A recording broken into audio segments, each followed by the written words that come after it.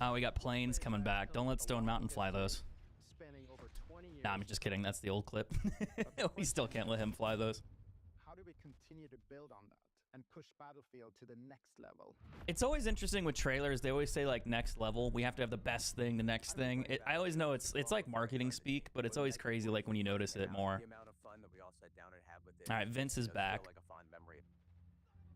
So in joining the Battlefield team, it was about the opportunity to give that team that space to do something just more amazing even than they've done in the past. We set out with this ambitious idea of creating this new Battlefield universe. And to make that vision a reality, we had to think big. I'm interested to see like what they're gonna do with all the studios as far as combining them, how that's gonna work out. You can see them here: Ripple Effect, Motive, DICE. They're all gonna be making this into Battlefield Studios. Yeah, this is real. This was posted to their page a few days ago, like yesterday. 20 years of franchise experience with emerging talent. So they're gonna merge everything into, I believe, Battlefield Studios is the technical name. And they're all going to be working together basically on the same product. It's going to be similar to like what Call of Duty does from time to time, where you have like a 3-year cycle, and then you merge multiple studios together. So one guy will work on like multiplayer, the other team works on something else. That's probably what this will be. He's doing some 3D modeling, destruction. Squad play, vehicles, gadgets, all of those kind of underlying systems that drive the experience. Like Battlefield's a pretty big thing with destructible environments. It's always been that way. So that's complicated. So Motive's doing multiplayer and single player.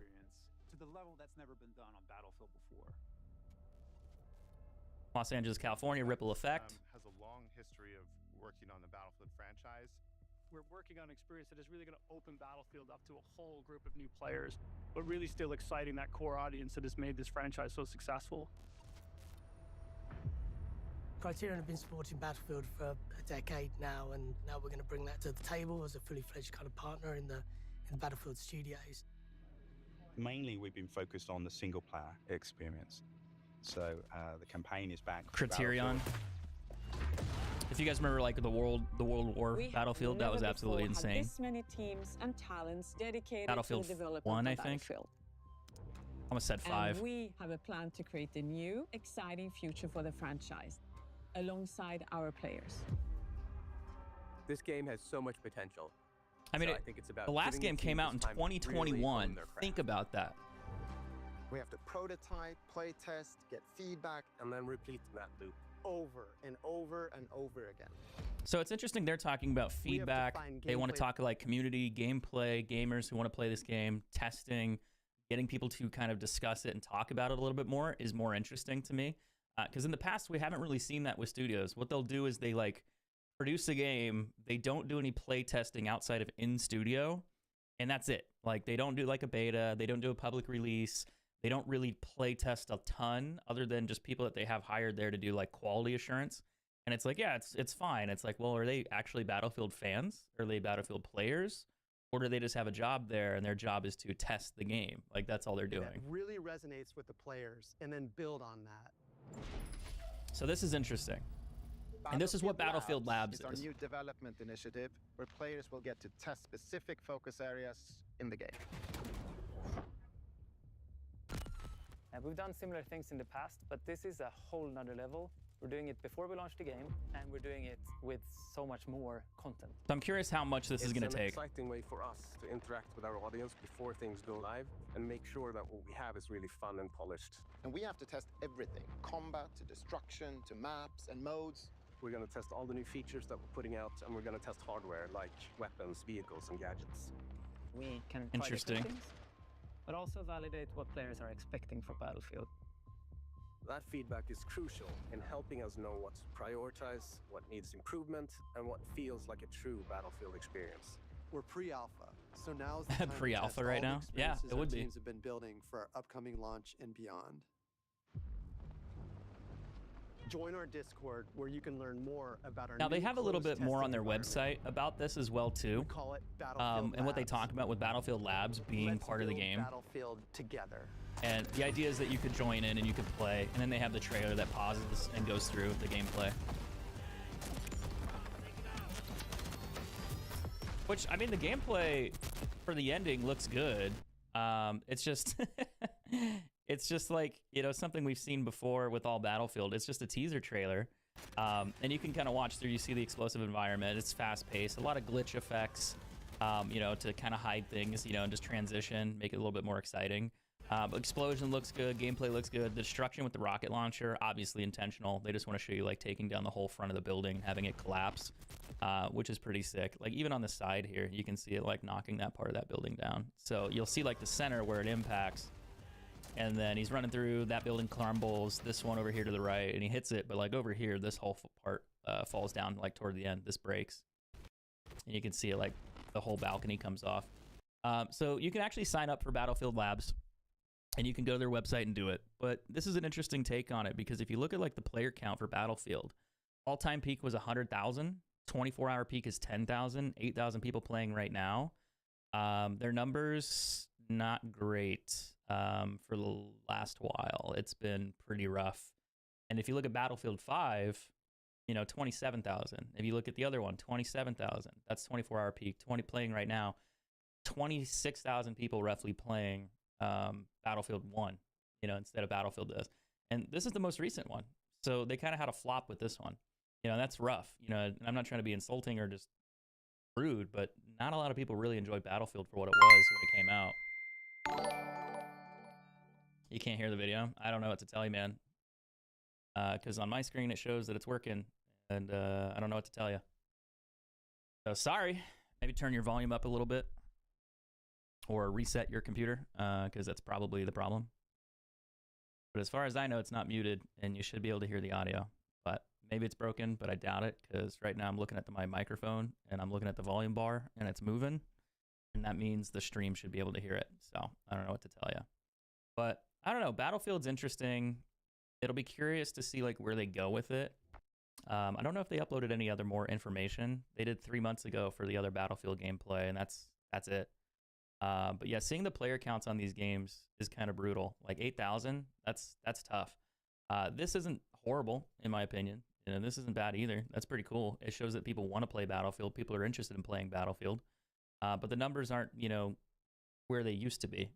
And I think that's kind of hard to compete with.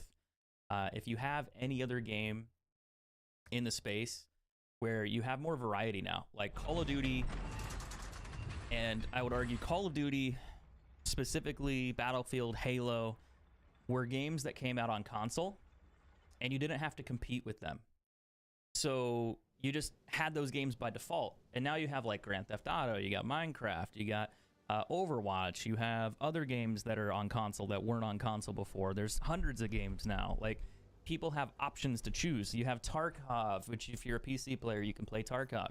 If you are playing something else, you know, you can play, I'm trying to think of other FPS games. Fortnite is a big one that I didn't even think to name. Fortnite being such a big, massive success coming into the space. Battle Royales in general, PUBG, you know, PlayerUnknown's Battlegrounds was a huge deal for a while, and it kind of still is to some extent. You know, maybe not so much in America, but those games have done really well over time, and now you don't just have a multiplayer game to play. Like, you hop on and you play Call of Duty, you hop on and you play Battlefield. Like, you have more options, and Battlefield didn't really introduce a I would say, like, Battlefield didn't introduce a game as far as like a battle royale mode. I think they tried to do something similar in the other one, but it never really caught on. I think they did Firestorm. I don't quite remember what they put out in 2042. I thought there was like a BR mode or something similar, but nobody played it, so maybe it wasn't quite the same.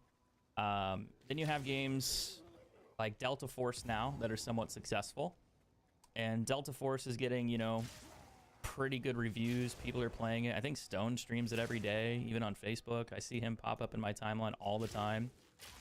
You know, he's not playing Warzone, it seems like, as much. And if you look at content creators and streamers and what they're playing or what they're going to, it seems less people are playing Call of Duty. The player count in Call of Duty has been dropping off as well, so they're somewhat suffering. I don't think the BR trend is over, but I think it's somewhat saturated. But the question too is, do you want to play like a repeatable game like Call of Duty or Battlefield with like big game modes, big warfare modes, like respawn modes? Is that what people are interested in, or do they want something else like a looter shooter, or they want like a Tarkov style game? Do they want something, you know, more than just respawn mode, like team deathmatch, domination, rush, whatever, you know? Do they want to play other games? And I think that's what you kind of have to do,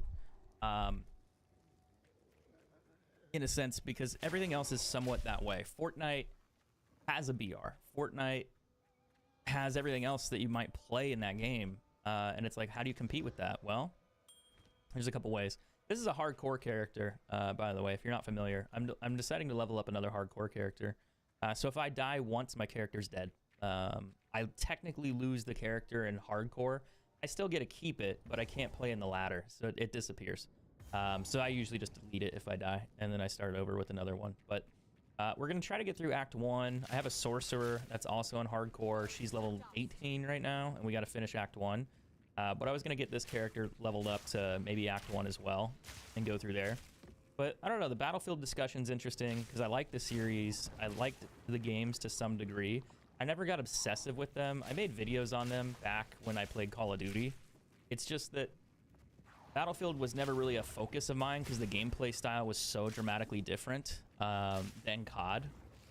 And I think that's obviously what people wanted. They wanted like more warfare. They wanted large-scale battles. They wanted to be able to fly planes and vehicles around, tanks, you know, and actually destroy stuff. Having a destructible environment was cool at the time because you didn't really have that in Call of Duty. You really didn't have that on any game anymore. But the other part with destructible environments, it's like as soon as you destroy the building, well, now the building's gone. What do you do? And it's like, well, it's done now. That's the map. So sometimes they're good. Sometimes they're just kind of like, cool. Like I knocked the building down. Now what? And there's not much of a change. But I think Battlefield still has its place. It's just that they have to really, really change what they've been doing to some degree or make the game more exciting from what it was like in the last release. Because right now people just tend to not stick with it and they're just kind of moving out of the way. There's so much more competition in the space now too. I think that's like the big one. You know, why play a game that you don't enjoy or don't like when you have all these other options? So people tend to go for those other options because it's convenient, it's easier. It's more fun. You know, you don't have to sit there and suffer and play a game that you're not interested in. And you can kind of do what you want. And I think a lot of these other older studios have to compete with that. Whereas before, they never did. And that's what I said. Like, they were like the first ones on console. You know, Call of Duty came out. Battlefield was a thing. And then that was really it. Like, you didn't have anything else to play. Maybe Halo, you know, originally starting out. There weren't a lot of options for you as far as games go. And now that you... Oh, log me out. What the hell? Ooh, there's a patch preview. I wonder what they're going to do. I think it's like a bug fix. I don't think it's a major update.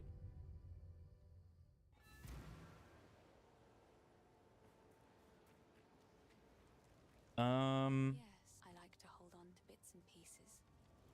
Any that catch your eye. Buy a couple of these. Gonna be a slow level today. Beautiful. I accept. Attack speed. I need one with res on it too, but I don't think I'm gonna get that lucky. I will treasure it. I'm also looking for wands that are like +2. I don't think I'll find a +2 wand in normal. A +1, yeah. Stay safe. A bow, I don't know if I can find a +2 bow either. Not this early, I don't think. It doesn't have max life. It's got cold res though.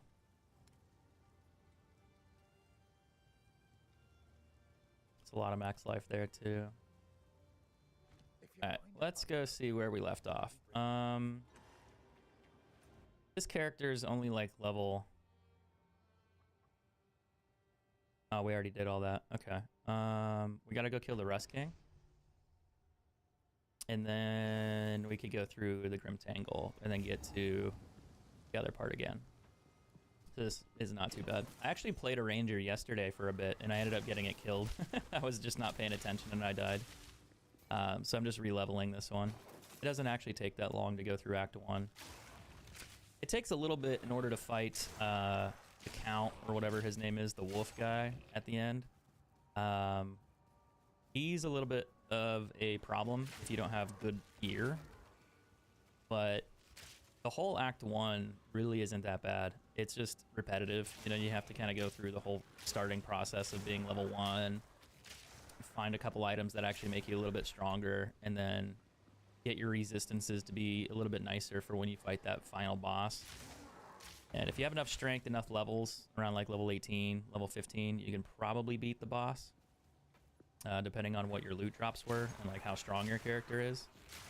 But it comes down to like armor, life, evasion rating, you know, depending on the character you're playing, and then how much damage you do. If you can just get enough damage, usually you can survive that fight pretty quick. But that's the problem, is getting enough loot to survive that fight. I also need to go back on my other character and finish doing all the rituals that I was burning through too. There are a couple things that I wanted to finish on that character. My goal was to do 200 ritual maps, and I'm at like 160 or something. So I need to finish up like either 30 or 40 maps, which might take a little while, but it shouldn't be that bad. But then I kind of was like, hey, doing the hardcore characters is kind of fun. Because you play a little bit differently when you can't buy the gear. Like, you don't go to the store, like the in-game store, and trade. You can't spend real money, you know, RMT. No. That's a no-no. But I mean, like, in-store, you can't trade. You go to the web trading website, and you just have to loot everything yourself. Which sometimes is good, and other times it's really not that great. Because you just never get the items you want. And it takes you a while to progress through the game, which honestly isn't bad. It makes the game a little bit harder, makes it a little bit more rewarding, and also more challenging at the same time. But sometimes it's kind of nice to have a new challenge or slow things down a bit. Because if you just play through like the normal campaign, you can burn through it in about 8 hours. Maybe not the whole campaign. Maybe. I guess depending on if you just have, if you already have loot on your character from other ones that you've leveled up before, yeah, you could probably do it pretty quick.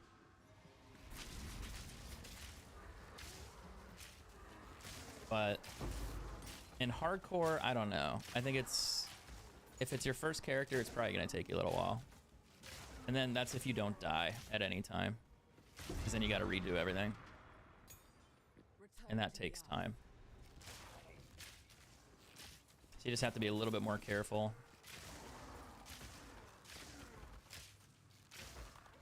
But overall, hardcore is kind of fun.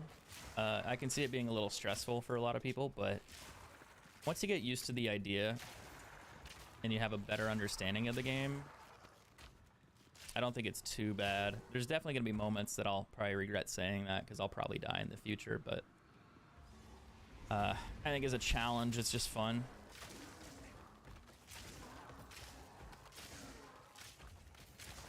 And if you play through core constantly, you kind of burn through the game so fast that it's like, maybe playing, you know, a little bit in a different mode is a good idea if you get bored. It's, you know, and if you die, you just start over. So it's kind of like this, you start over until you finish it. But I feel like a lot of people are just going to get angry and quit and then not come back. Oh, well.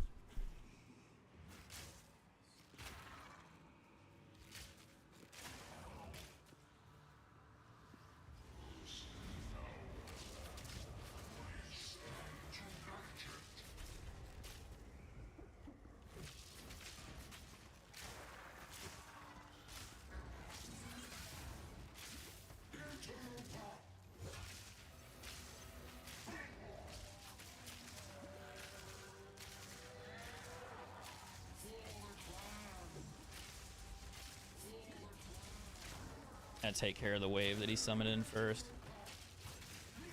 There we go. Couple skill gems.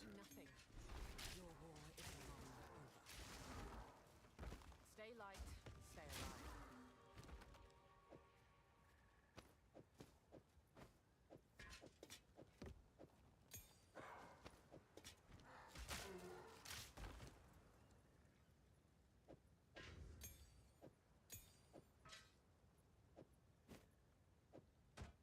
Let's go sell some of this and see what that helmet is. Could be a minion helmet. I found one earlier. Spirits in hell. Who knows what prizes await? Oh, do I not have? Oh, no, I do. Fire, cold, and lightning res. That's kind of cool. Doesn't have any max life on it, but a tri-res helmet. Interesting. Trust me. Not bad.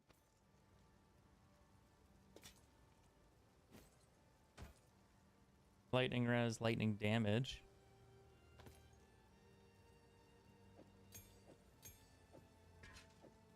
I like that because of the attack speed. But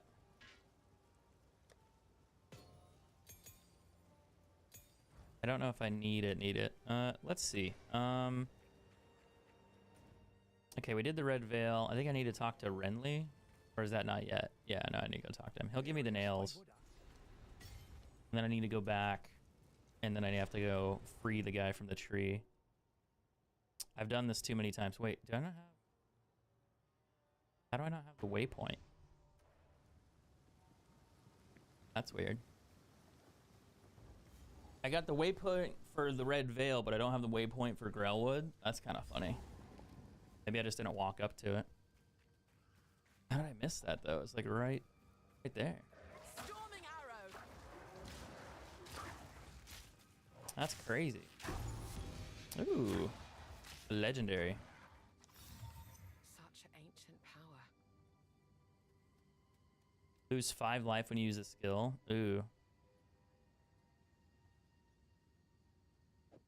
Don't know about that.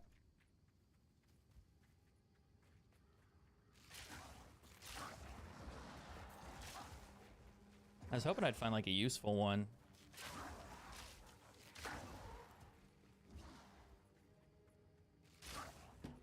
But most of the legendaries are kind of junk. Like 98% of them are just really bad.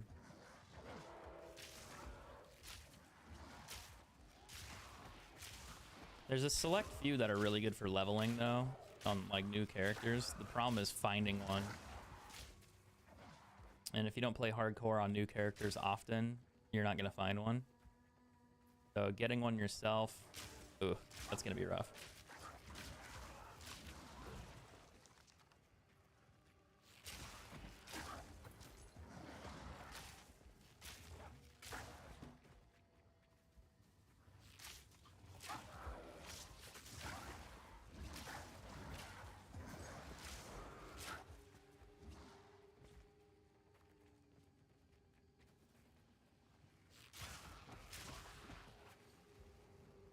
Alright, where's this waypoint at? Probably over, somewhere over here. Fury.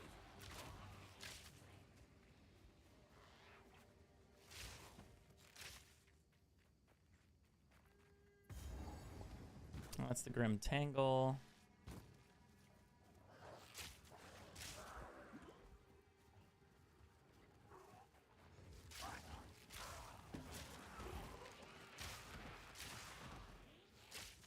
I need to go check the shop again. I think I leveled, didn't I? Maybe I didn't. I don't know. I don't remember.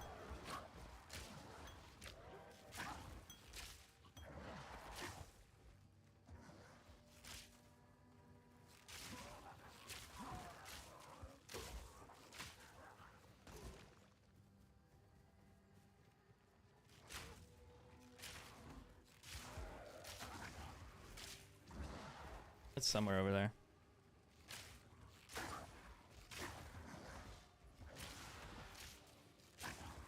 It's really easy to get impatient with this game too. Like, you just want to get to the further and further along and progress as fast as possible, but then you kind of forget that it's like, hey man, you don't need to rush it, because if you die, you got to start all over again.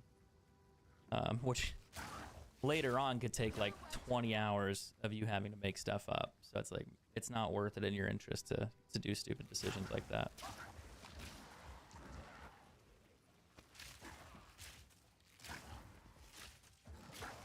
But things happen, things go wrong. You just gotta protect yourself the best you can.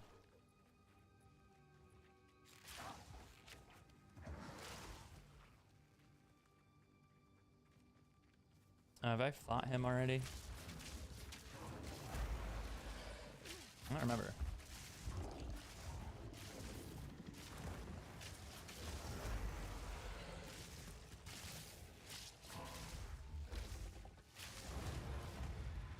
A gold quiver. That could be good.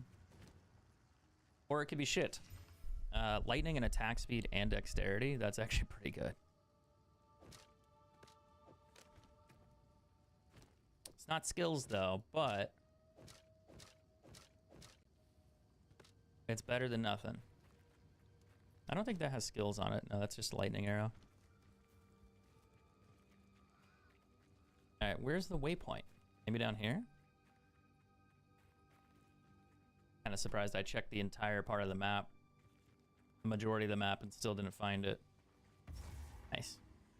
Has the tree not endured enough? It took a little while. We got it though. We're okay. Let's hope nature is listening. This you have to stay safe if you can.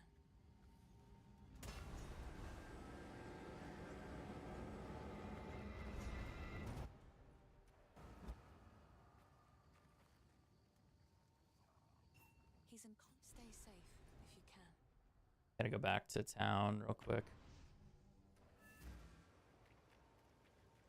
It's so funny because it's like you need to talk to her, but you gotta go back to town to talk to her, even though she's like standing in front of you. It's just like, but why? Like, you're like right here. It's funny. Oh, hold on, what was that? Oh, it's max life on there. All right, so we had another legendary item. I don't think I need it, but These are just it's beautiful. get rid of those. All right. I don't think I need to keep this. Projectile skills, which I already have.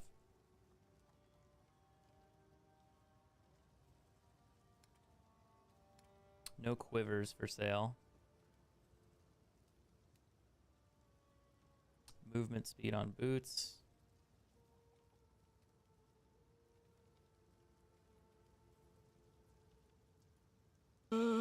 Minion skills, that's kind of cool.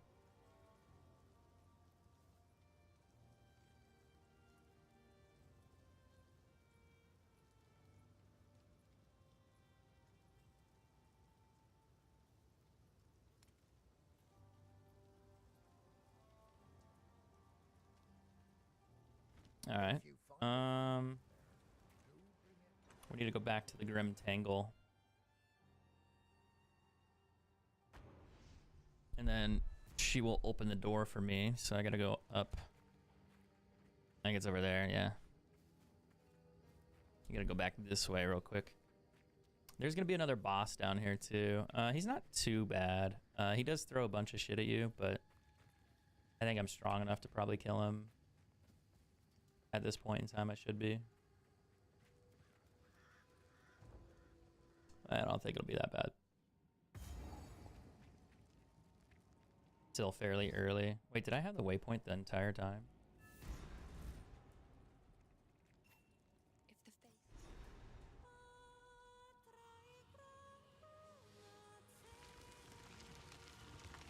Nice. The old magic still thrives. Let's go find this guy. Sometimes if you walk through here, you can miss him, and you have to you just come back to kill him. I forgot what he gives you though. Does he give you skill points? No. I don't remember.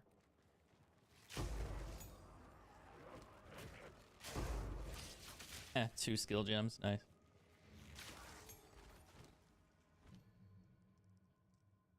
I'm tempted to learn escape shot just as like a bonus. I mean, you could use it. You don't need it, but like maybe in campaign you might want to use it. It just gives you the ability to freeze things and kind of run away in case you get trapped. You can kind of flip out of the way. It's not perfect, but it does happen.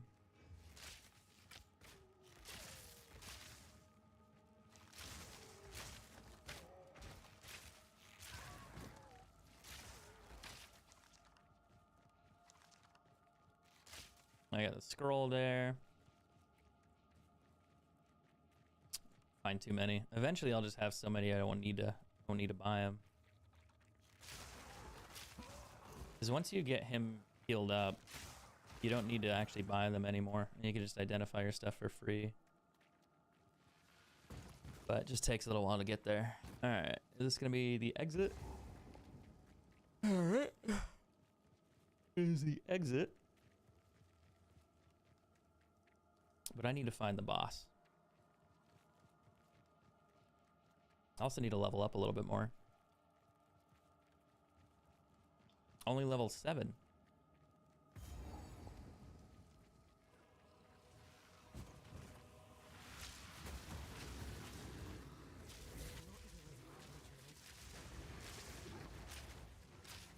Storm point.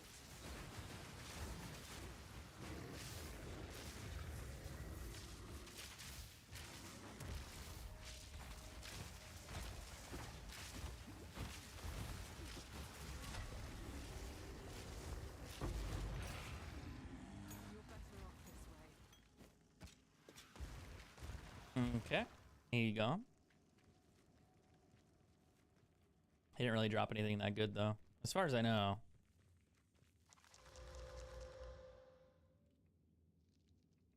Cold res. That's a little bit better. I haven't replaced the mana potion yet. Find the boss.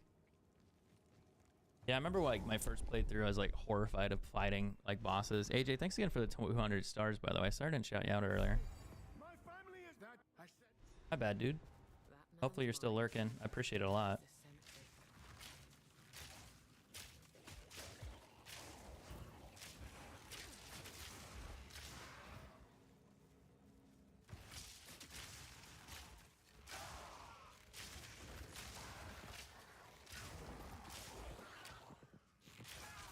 I get a +2 skills?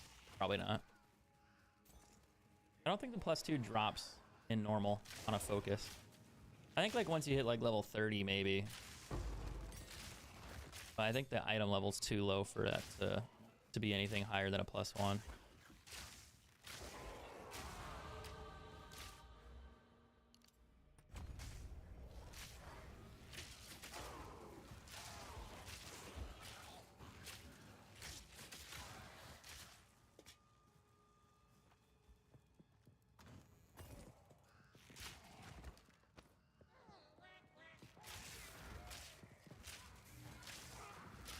I'm also thinking about playing Delta Force again.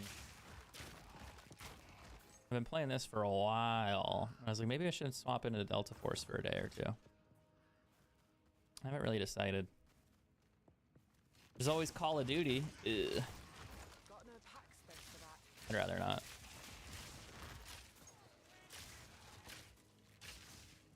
What's up, George? How you doing, man?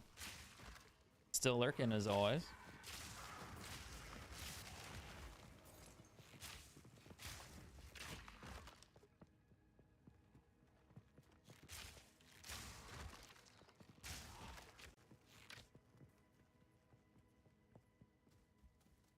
Thunderous shot.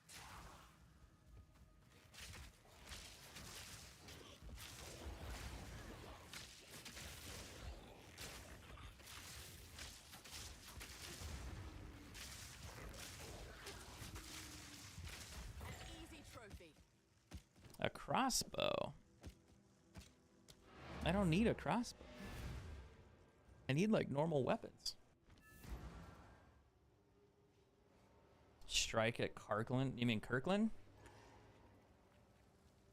Yes, Finn makes fun of my collection. I think it's charming. I will treasure it. I didn't look at that one.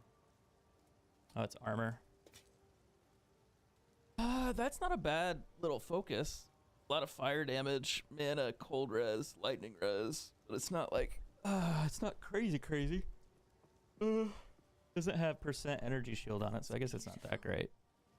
Accept.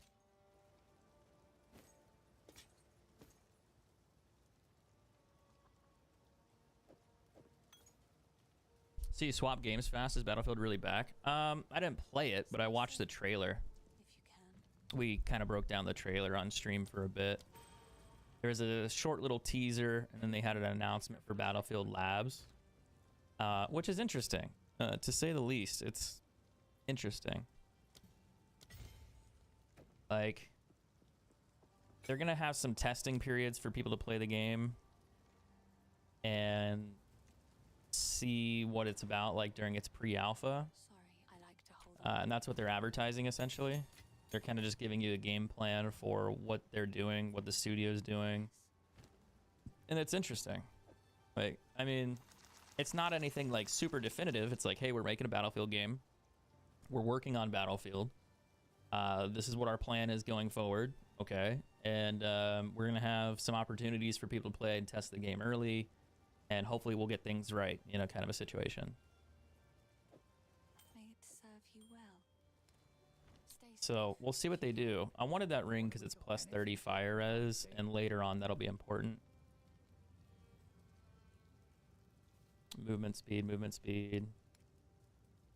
I need a +1 to skills quiver. How was the trailer? I mean, it's not a horrible. Like, it just shows like, and it kind of shows some basic stuff though. Like, I'll put it that way. It just has like a cinematic mode where they're kind of going through, like, it looks like the campaign. There's a lot of buildings, a lot of gunfights. You're running through the street, and we're talking like 10 seconds footage. You know, it's not a lot of footage. It's a teaser. And it just looks like Battlefield, but they're really hyping up the cinematic factors. They're also hyping up the destructible environments a lot, because that was like the main focus. So it's kind of not surprising to see. Do I have early access? No.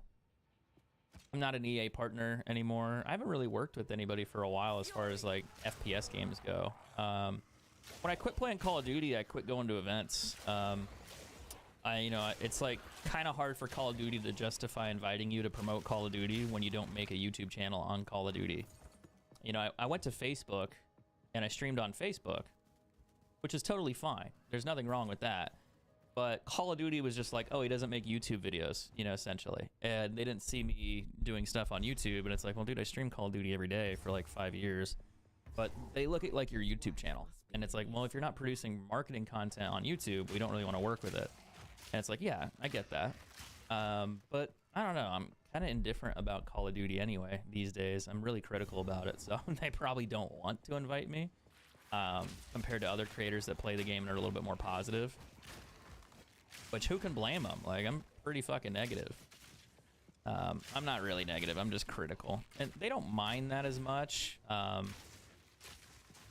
It's just also, I just don't really make content. That's the big part. You know, if I make Call of Duty videos every day for like 5 years and I still had decent viewership on it, then sure, yeah, they'd be like, yeah, we still probably want to invite you. But I haven't done that for years. So it's like, why would they?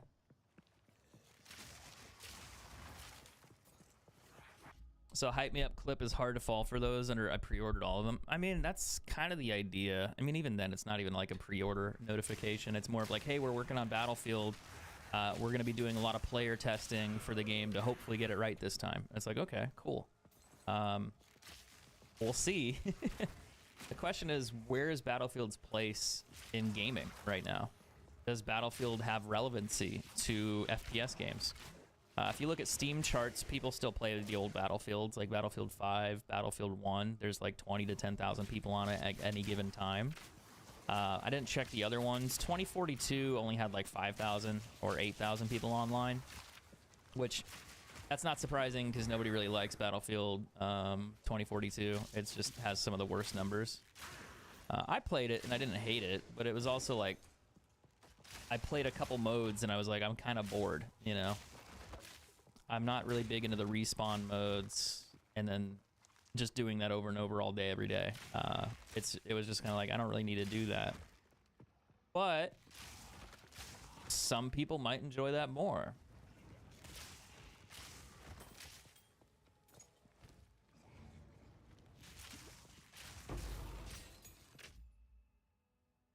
I think it's in a whole world of its own. I mean, Battlefield's been different, but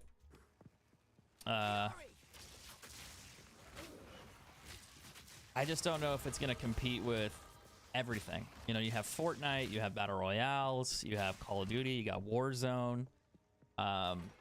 What other games do you have now that are somewhat, I mean, you have Gray Zone Warfare, not really a competitor, but it's a different style of FPS game that you can play. You have the new one that just came out that I was talking about earlier, the Chinese one, which is like a Chinese looter shooter.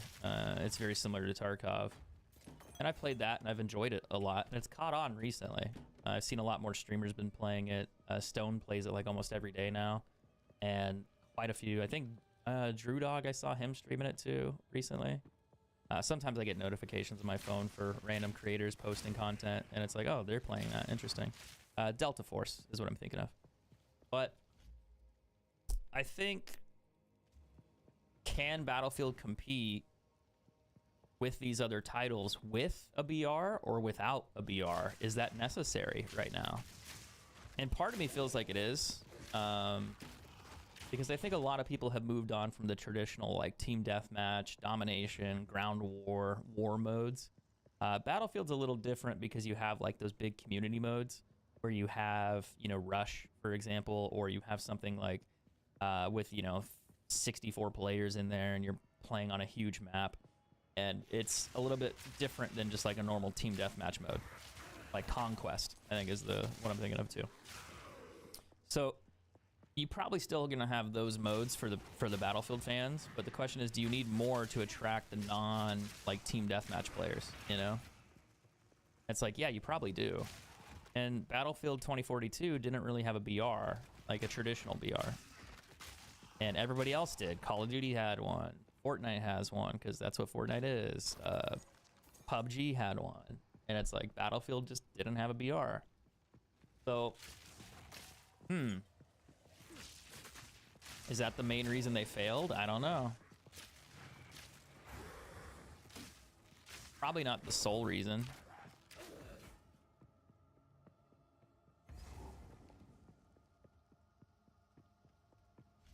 Pretty sure that the BR looks like a must if you want to survive. I think you need something that has something that catches people's attention and has replayability to some degree. Now, you can play Call of Duty and play Team Deathmatch all the time. But is that enough? And if I look at like Call of Duty numbers, you can pull it up on Steam charts, and Call of Duty's in trouble, even with Warzone. Like, they're having a hard time lately. And I think part of that, I mean, Battle Royales have been popular for what, 7-8 years now?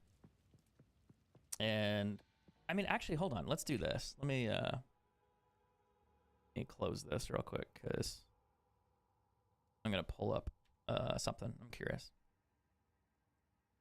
Don't want any surprises. Let's go to browse. Let's go to high to low. Okay, so there's probably a Counter-Strike tournament. That's why that's on here. So if we go to Twitch and we look at like popular categories, Kingdom Come Deliverance just came out.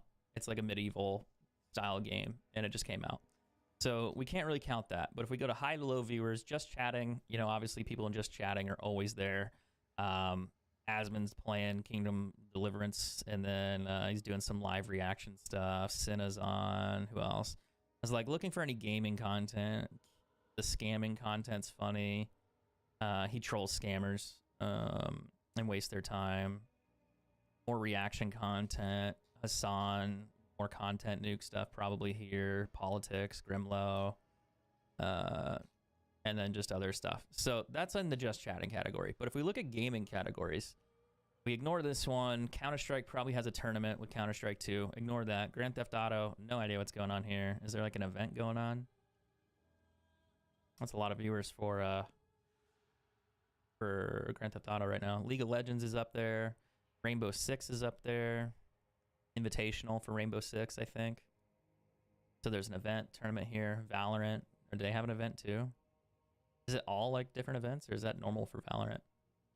Fortnite is like the first BR game that's popular. Marvel Rivals is here. World of Warcraft's coming back because a couple streamers are making their OnlyFangs guild thing, if that's still a deal. But Destiny has higher viewer count than Warzone. Oh, there's a launch or something? That's probably why. Warzone sitting at 35,000. Valorant at 102. Fortnite at 86. Tarkov at 24,000. DayZ at 20K. That's crazy.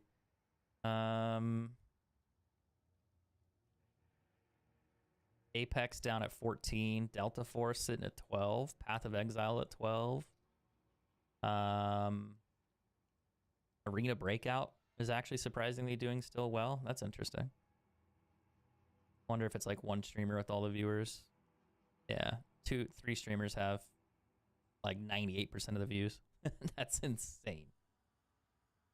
That's actually insane.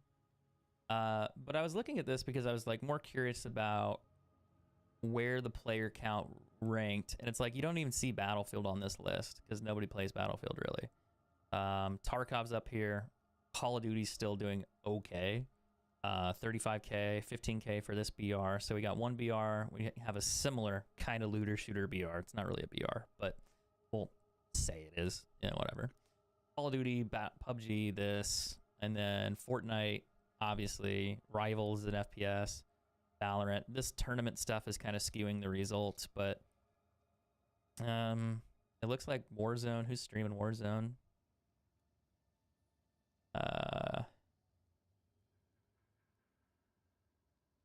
TP, Pro Player, FIFA Kill, Adrian, yeah. Joe, a couple others similar. Timmy, Aiden's on, Booyah, Iron's still on, Z-Laner's on. So there's still a lot of streamers playing this. Even Jay's on. His videos are kind of funny. Grandma's on. She's awesome. So you can sell, like, Call of Duty's still has viewers and streamers, but I don't know. Like, when it comes to Battlefield, if you start looking at that roster, it's like, well, Fortnite's up there, Warzone's up there, PUBG's up there. Those all have BRs. Tarkov is an extraction shooter. Delta Force is an extraction shooter. It's not a BR. I would call it like a BR light, maybe, because, you know, like a BR, in my opinion, you have to have, like, I don't know, 50 players in there and you fight against each other. Tarkov, Delta Force is like 10 people total. And it's like, is that really a BR? Like, is it really? It's like, no, not really. But it's a similar fundamental. You die, you lose all your stuff, you start over. So it's very close. But it's not quite the same. A little different. I'm going to see if I can damage her. I don't know if I can kill her. If I die, I lose all my shit. I think I need to level up a little bit more and get more damage, because, I don't know, maybe not.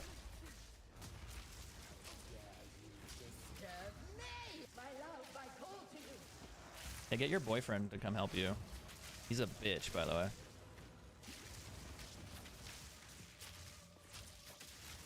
So anyway, I started blasting. It's fun and addicting when you know what you're doing in Tarkov. Absolutely. Tarkov, the biggest issue with Tarkov is the developers. And the game itself just being really unpolished for being like a 10-year-old game. Like, I know that sounds crazy. It's been out for a long time. And the devs are just not the best. They don't really treat the community that great either. And there's a lot of controversy around it. The game is buggy. The game has problems. The game has concerns constantly. But it's a fun game because there's not much else like Tarkov to that extent. Like, if you were to argue, like, what's the most Tarkov-like game? You go, well, Warzone? Not even close. And then it's like, okay, well, what else is there? It's like, well, you have Infinite Breakout now, which is like a mobile game that got converted to PC. It's like, okay, that's getting closer, but what else do we got? Delta Force. Delta Force is probably like the closest one you can get. That's it. Delta Force being the only one, the only competitor, in my opinion. So when you see that, it's kind of like, well, what else is there? It's like, well, nothing. Oh, I like this one. So there's not a lot available for those games.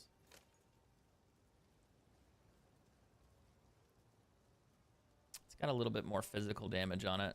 The only thing is the attack speed. I think it's gonna... It might give me more, actually. No, less, because of the attack speed. What I need is skills.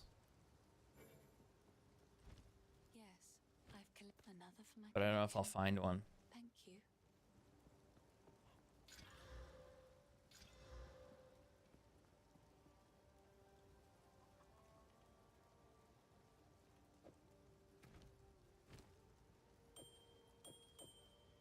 A little bit more damage. Oh, I could probably just do that.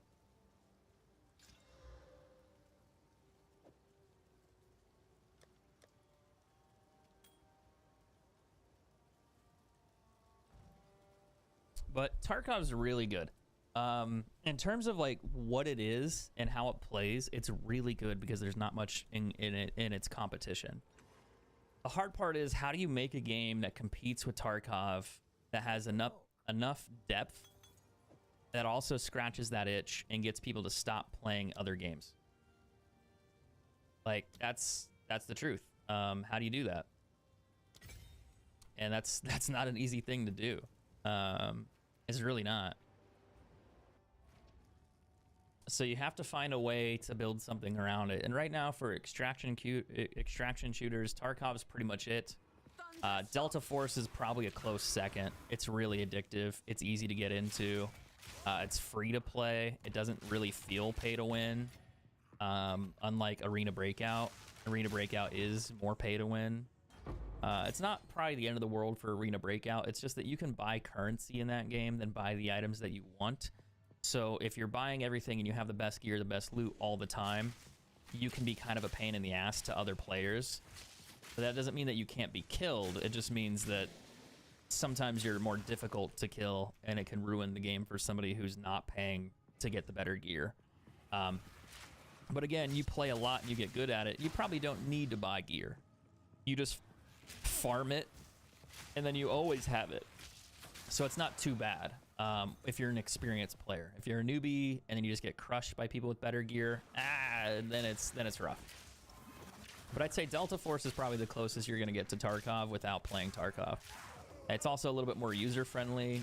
The only difference is it's kind of like Tarkov Lite. It's not as complicated. It doesn't have the same realism mode, like effects to it. It feels a little bit more arcadey, kind of like Call of Duty or Battlefield in some ways. Not quite as dramatic as Tarkov. But going back to Battlefield, I've said this before and I'll say it again. I feel like if Battlefield made a game mode like Delta Force or like Tarkov-ish, it could be very successful. Just because Battlefield has great environmental stuff, like destructible environments, and then it also has just good graphics overall, so it looks great. It could definitely give that Tarkov vibe or that Tarkov feel to it, in my opinion.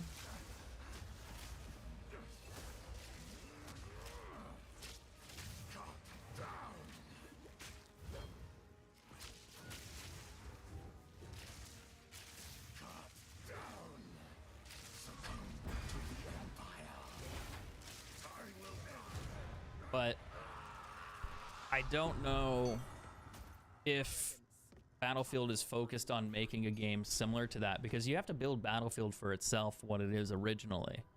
And that's a lot of those respawn modes, Rush, Conquest, whatever else that people like. And then on top of that, you're like, oh, we need to design a BR game. And it's like, fuck, that's a lot. And it's like, yeah, that is a lot. You got to do a lot. So the question is, can they do all three things at once? You know, instead of just making like a normal Call of Duty game, now you have to make Call of Duty with multiplayer, team deathmatch, domination, the campaign, the story mode, and then you got to do a battle royale like Warzone. And it's like, fuck, that's a lot of progress. Like, we got to do a shitload of stuff. And it's like, yeah. So instead of building one game, you're building like 4 games in one, and it's kind of dramatic. And Battlefield's in the same position right now. 2.5 seconds.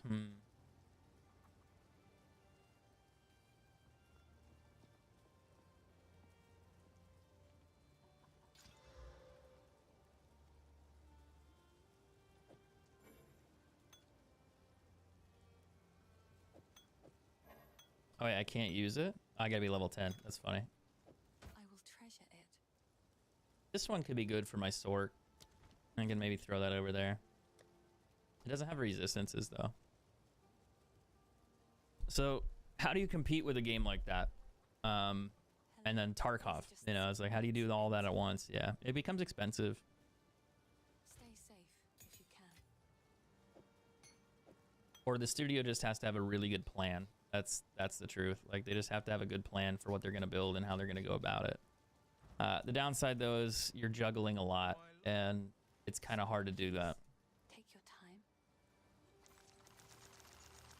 Like, I would play a Battlefield game. Don't get me wrong. I think all of us would. It's just, is it good? You know? Like, is it gonna have legs? Or are you gonna enjoy it? That's kind of a good staff. 2 lightning spells, lightning damage. The only problem with that staff is that you have to give up your offhand and your wand. So it's like you can have +1 on your wand, +1 on the offhand. So you don't really need the +2 because you already have it. So it's like, I'm still looking for a +2 quiver or +1 quiver.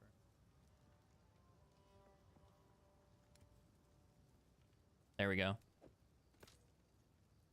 Only problem is it's fire damage. The question though is, will it give me more damage? It should. Oh, it's because of the attack speed. That's a hard one to replace.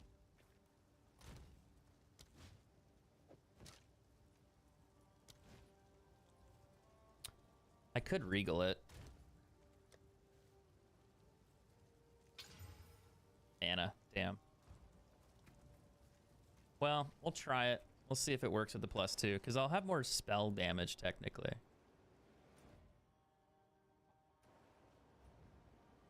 I like the +1, but I don't know if it's worth it versus the attack speed. It probably is, because every attack will do more damage. Even though this number is technically lower than doing it the other way. Yeah, I think it'll be better. I just need one that's like +1 physical and then lightning damage as well on there. What is this? Graves. This guy can kill me, by the way, pretty easily. Family of Count Lachlan of Olgam. My family. Am I not wearing pants? They're dead. Those bastard Eternals. I must make them pay. I must make them Suffer! Alright, we get it, you're angry.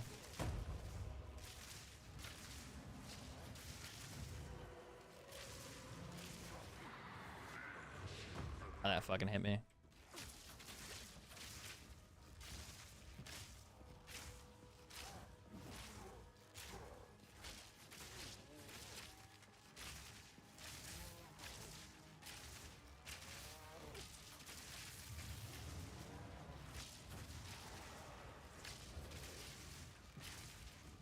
Yeah, that wasn't so bad.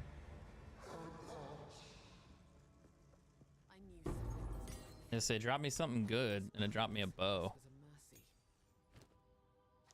Ooh, it's got attack speed, skills, physical damage. Oh my god, that's actually a really good bow. Wow. The only thing it does not have on there is physical damage itself. It's still gonna give me more damage. Like, it's gonna give me a lot more damage. Oh, I can't use it. I'm not a level 11. That's funny. That's too good. All right. I'm gonna go to the hunting grounds real quick and grab the waypoint, and then I'll come back. Yeah, that's a good bow. I used to play Battlefield 4. I think a lot of us played Battlefield 4. It was just enjoyable at the time, you know? But like I said, gaming has changed so much more. I remember getting in arguments about Facebook creators because Facebook creators like, I don't want to play Fortnite. I don't want to play Call of Duty on Facebook gaming. It's bullshit that those are the only 2 popular games. And I was kind of like, yeah, I hear what you're saying, but if you go look at Twitch and you look at like the category for what's the most popular game, and you look at Battle Royale specifically, it's always going to be Fortnite, Call of Duty. Like, those are going to be the main 2. Maybe Battlegrounds at the time, you know, and it's like Battle Royale is just the trend. Like, that is the go-to trend for FPS titles. Warzone specifically, you know, that was a huge one. And it's just funny seeing people argue against it. They're like, oh, it's not that serious. It's like, no, it was. And it's like, no wonder it's popular on Facebook, because people want to play the popular game. And that's the one. But people wanted to fight and ignore it all the time, which is just kind of like, dude, it's not going away anytime soon. Like, it's really not. Like I'm sorry, you're either stuck playing that or you're gonna be playing other FPS games or something else. How you doing, Jeff? How's your day going? This hooded All right. Did I level up yet? No, I'm level 9. What would you like?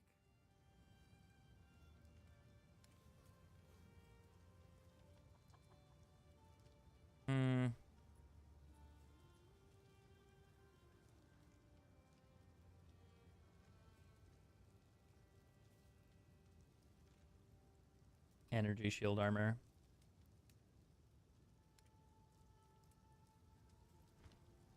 I need to go level up. I might kill... Actually, I know what I'm going to do. I'm going to go back to this area. And we'll fight this boss one more time. I thought I reset it, but I guess not.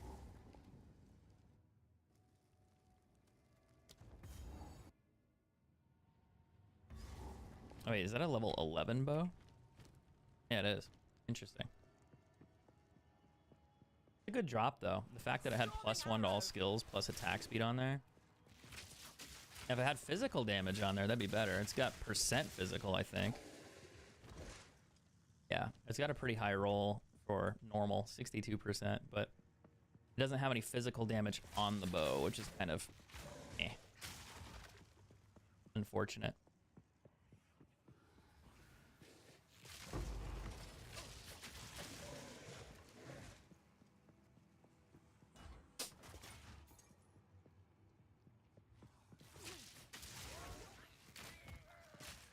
Might have to play Delta Force this week.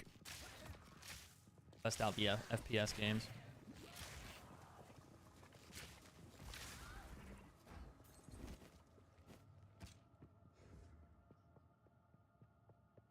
I'm just really trying to think like where Battlefield stands community-wise, like how they're gonna build or grow.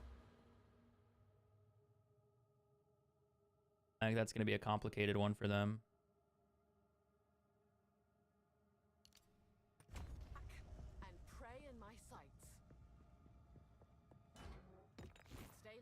Yeah, the last Battlefield game that came out was in 2021, which is kind of crazy. Like when I read that, I was like, wait, really? Like shit, that's been a while.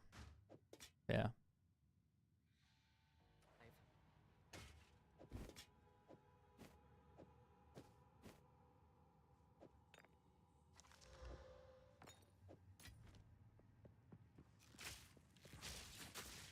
Delta Force. I mean, I've enjoyed it when I've played it. I haven't played it much since this game came out because this game just became obsessive. But yeah, as far as like making money and streaming and content goes, this is not really a money maker for me by any means. It's just more of like a, I don't want to jump off a bridge and kill myself when I play this game. I just have fun playing it. It's funny how Fortnite is never losing ground. Kids. That's going to be your answer for that. Fortnite is really popular with a younger audience, and it's also somewhat popular with like a middle age. It's just grown and grown and grown, but like when all your friends play it, you know, look at Fortnite as like the Pokemon of the next generation. And I know that sounds insane, but look at the popularity. Like when I was a kid, we played Pokemon, we played Yu-Gi-Oh! We had, you know, Zelda, we had other games like Halo, Call of Duty, Battlefield. That is their game. That is a generational game for them. And when we took like marketing classes, one of the big things, people were like, I don't understand how this is popular. I don't understand like why Justin Bieber or Taylor Swift or all these artists are really successful, you know, early on, like boy bands and whatever. And everybody's like, well, it's children. Like legitimately, like the teen market. You know, anyone between like 9 to like 15 years, 16 years old is buying those albums. Well, technically their parents are, and they're promoting that. And it's like, if you get that demographic addicted to whatever product you have, movies, TV, music, video games, anything, it is your moneymaker. And then as they age and get older, it's still going to be your moneymaker, partly because of the nostalgia factor everything else, people just kind of grow with that artist or they grow with that media format that you're presenting. And Fortnite is that thing for that generation. And I don't think people realize that. You know, it has like the highest player count it ever had like a couple weeks ago. Like, oh, maybe it was last month or something. But it hit like an all-time record. And it was just like, whoa, like again? Like I thought the game would be less popular. It's like, no, not at all. And I think people don't realize how that works. It's a generational thing. It's massively popular. Now, will it get replaced? Sure, over time. Something else will come out, but I mean, it's been relevant for what? 8 years now? 10 years now? Something crazy? And it doesn't look like it's slowing down. So not only do they have like the current like teen market capped, they're getting the younger generation involved as well, and they're still converting like new players. So when all your friends play it and then everyone else gets into it, not to mention how it works, it's like really simple to understand Fortnite. It's really easy to play it. That doesn't mean that it's not difficult. I think people need to understand that's not what I'm saying. What I'm saying is that it's very easy for you to get into. The accessibility for you to get into and play it is really simple. It's really there. Like, you can hop on and play it on your phone. You can play it on a PC, an Xbox, console, desktop, whatever. Everybody has access to it. Oh, I want to go play that game with my friends. Okay, cool. What system do you have? I have an Xbox. Oh, you got a PlayStation? Doesn't matter. You can play together.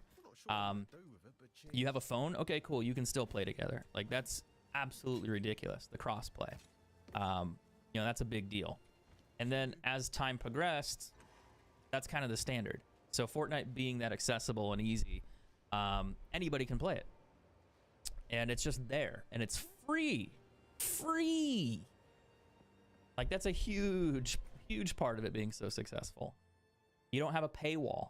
And if you're trying to, like, get kids to play a video game, and this is a good example of me growing up, World of Warcraft was super popular when I was a kid.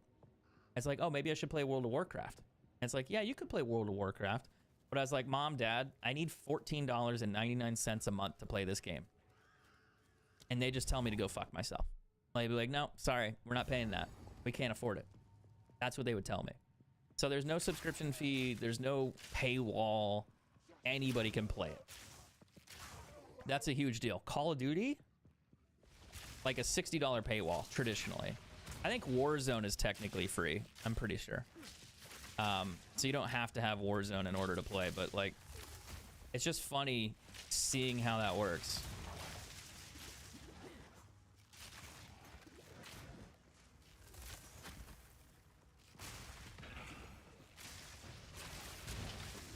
Like, it's a big difference, and it changed a lot for gaming. So Fortnite's still a generational thing where it's going to become, like, it's just going to stay successful as long as they continue to do what they're doing. Also, look at their promotions. Like, they do in-game concerts. They work with popular artists. They work with content creators, streamers. Like, I mean, they put Ninja in it. Like, I don't know. Didn't they do, like, a Sabrina Carpenter skin or some shit? Like, they stay with like trendy, popular topics. Call of Duty doesn't really have that aspect. Like, Call of Duty puts weird shit in there from time to time, but it's not quite the same level. And I think Call of Duty has an identity crisis issue where you have people that want to play like a military style shooter, a quote realistic, right? And then you throw, you know, random artists into the mix, like with skins, like Nicki Minaj, and it's just like, is that really what your base wants in Call of Duty? I imagine the sales are like, yeah, like sure, but I feel like Call of Duty might have a slightly more older audience to some degree, and they're not really like, part of them are like, I don't want this shit because it ruins my immersion. Then the other half are like, no, I love this stuff because it just makes it more relatable to what they're interested in. But I don't think Call of Duty is going to be like, yeah, let's put a Sabrina Carpenter skin in there. Like, because I think that just makes fans mad. Where with Fortnite, you can get away with it because it's been there since day one. You don't have a lot of the old fans that get upset by that stuff. And it doesn't really ruin the style or the vibe of the game because Fortnite's not a military looter shooter realism simulator, right? It's just kind of a game where you can play and have fun and just do crazy shit. And they've had that since day one. So they have a little bit of an easier time marketing. Where Call of Duty's like, fuck, we got to do realistic kind of stuff. And it's like, then again, they put Snoop Dogg in there. And they did some other stuff, you know, the Nicki Minaj skin, probably being the most ridiculous one. But some of that stuff isn't outside the realm of what Call of Duty fans like. Like, I mean, dude, they made a gun that's like a bong. Like, let's be honest. Like, they do some crazy shit from time to time. But originally, they didn't do that. So there's still popularity in ways that Call of Duty can market. It's just, does it hurt them or help them? But it makes it harder for, you know, Fortnite just has an easier way to compete, in my opinion, because they just don't have that audience where it's split. And I think Call of Duty's trying to figure out what it wants to be. You know, does it want to be Fortnite? Or does it want to be a somewhat realistic, kind of targeted looter shooter kind of thing? Like, and I say realistic with big air quotes because it's really not realistic. Call of Duty's never really been quote realistic, but people have always assumed it is because it was like the first military style shooter. And I think the marketing of Call of Duty originally was more effective. You know, with COD 4, COD 3, COD 2, you know, those other games. COD 4 specifically was like, we have real guns in the game. You know, if you want to use like a SCAR, or if you want to use, you know, an AK-47 or something that's like really iconic, like an M4, you had that. And it was like a realistic type of thing. All the guns were real. You know, they were labeled real. They were like current to world events. You know, when people were over in Iraq or Afghanistan, those wars, we had the same weapons, the same thing. The story kind of followed along with that. So the immersion was there. Now, was it realistic? I mean, the weapons and the models, sure. But was the game? We can make arguments about, you know, people jumping off buildings and surviving and bullshit like that. But I think that's how it was always remembered, and the nostalgia factor is kind of hard to beat. So people always looked at COD somewhat realistic, and it's like, it's not really realistic, but, you know, whatever helps you sleep at night.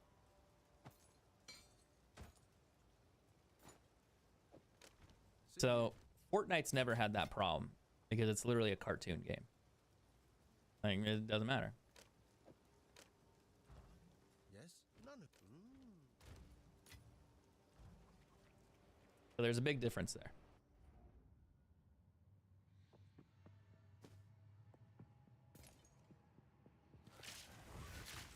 Nowhere to run.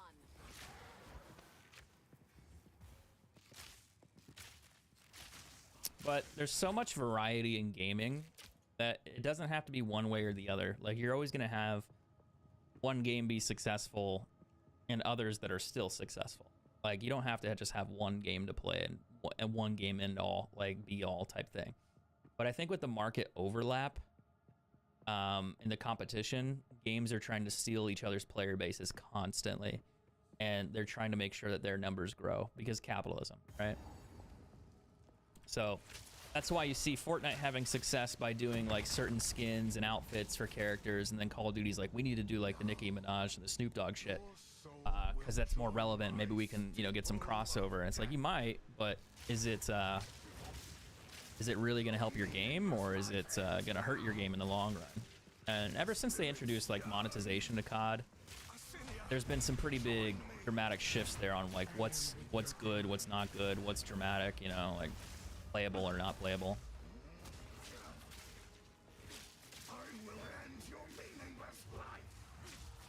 You know, I think Black Ops 3 was the one like where it went a little crazy with the loot boxes. Oh man, the loot boxes were insane. And I think that's where Call of Duty lost a lot of its fans, was back then. I know that sounds insane, but I think a lot of fans got rubbed the wrong way by loot boxes. And I think that drove players away, even myself. I play Call of Duty all the time. Don't get me wrong, I play the shitload out of Call of Duty. But when you introduce loot boxes to the mix, and then you caused issues with like, I remember specifically I was in FaZe Clan at the time, and I was making like montage content. They put out a sniper rifle, and I've told this story before, but they put the sniper rifle out into the loot box, and the only way to get the weapon was you had to buy tokens to open the boxes, and then you could get the boxes, right?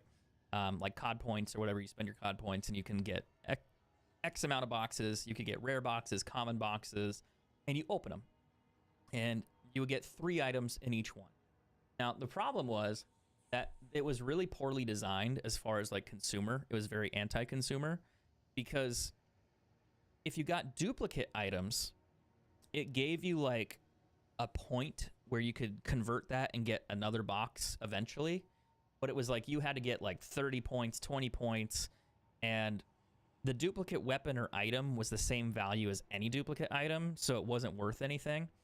And I spent, I think, $600 or something to try to get the sniper rifle. I never got it. Now, at the time, I was making thousands of dollars making those videos, so it's like, hey, if I make these videos and I still don't get the sniper rifle, I might make $2,000, $3,000 on the video, and I only spent $600. So it made sense as a creator to do that.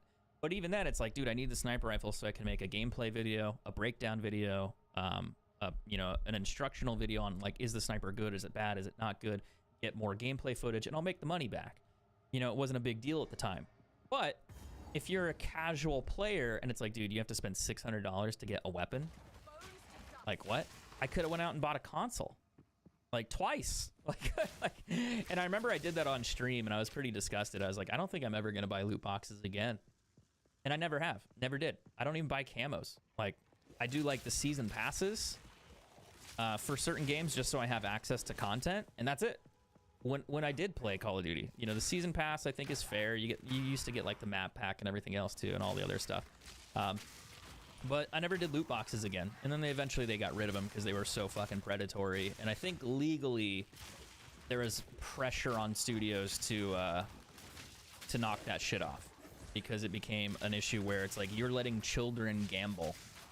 And then I think senators, congressmen were getting involved and like trying to lock that down to where people could not do that, because it was incredibly predatory. And I remember with Pomage, he spent $1,400 or $1,600 to get it, something like that.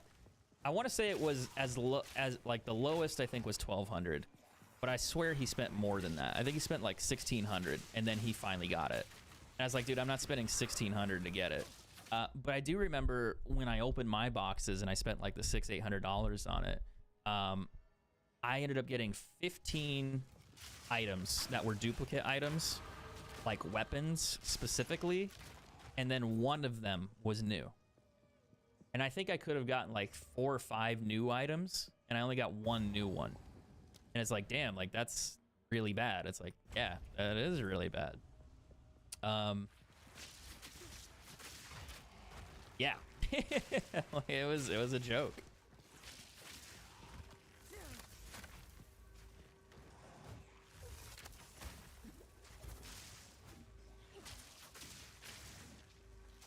So that's why I stopped doing it, because it just didn't make sense. And I'm not going to promote loot boxes to my audience at that level. Like, I was like, that's fucking insanity. Like, you know, I'm a streamer. I was a content creator. I was making money at the time.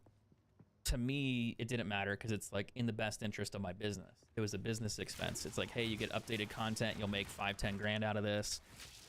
You need to make the video and showcase, you know, the item, whatever. And it's like, yeah, it makes sense. But to the average person that works a 9 to 5, like, bro, nah, like, don't waste your fucking money. Like, don't even start. You know, I can get my money back, so it's not a big deal. But like the average person, you want to spend $600, $800, $900, $2,000 for a camo? Well, not even a camo, just a skin in the game. And then in a year, like 6 months from then, you're never going to use it, because the game's going to get deleted and you're not going to have it and take it with you. Like, that was what was even crazier about that whole process. You'd spend thousands and thousands of dollars on camos and skins or weapons, and then the next Call of Duty comes out, and it's like, oh, I don't have that gun that I paid $2 grand for. Like, I know the Activision execs were just like laughing in their pile of money. Like, what a fucking moron. And it's like, well, yeah, to the average person. Streamers didn't care because they were making their money back and then some. Like T. Martin, Allier, they can make a video and make like 10, 20, 30 grand on it. And they only spent like $1,000. Well, that's a great return on your investment, you know, if you want to call it that. But, you know, that's a drop in the bucket. So your smaller creators that didn't have enough money, couldn't make the money back, they were just getting hosed. The casual player was just getting hosed. And, you know, it's just like, dude, it's a fucking scam. And the fact that the skins disappeared was crazy. You know, like at the end of the year, it's like, oh, gotta go to the new Call of Duty. Do I get my skins, my camos? No. Nope, you don't get to keep them. They go bye-bye. Sorry I killed you, but your boyfriend can't help you now. She yells at Draven, like, Draven, come help me. And it's like, nah, we're good, dude. All right, we leveled up. That's what I wanted. Now I gotta use the good bow. Wonder how much damage that's gonna give me. It's gonna be a decent change. Wait, can I not use it? Oh, I don't have enough dex. That's odd. That is a problem.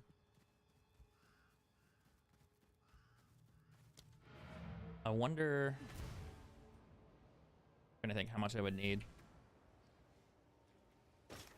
I have an idea, but I don't know. We'll find out.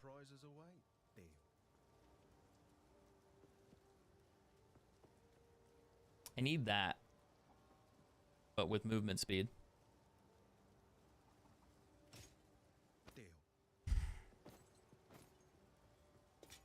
This is a wand to chaos damage, cast speed, 1 to all spells. That's good, actually. Sure, I'll take it off your hands. Ooh, dexterity on an amulet. Now I can use the wand. Oh, not the wand, but the bow. Yeah, that's pretty good. That's a pretty good increase.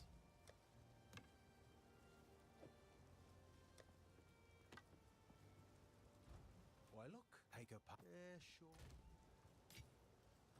We also need to go check over here and see if he's got a better quiver or a better bow.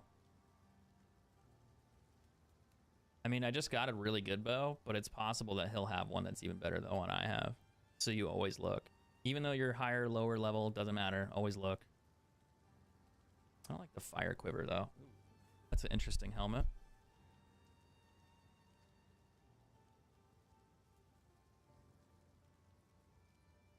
All I need to do is ask to use it. I don't remember. I think I had like J-Hub or somebody else, or Drifter, who ended up getting it, and I just used their gameplay or something.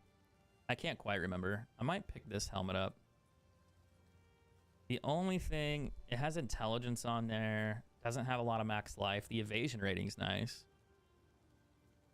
Fuck, no resistances. I mean, resistances aren't crazy in Act 1, but I wish it had more health.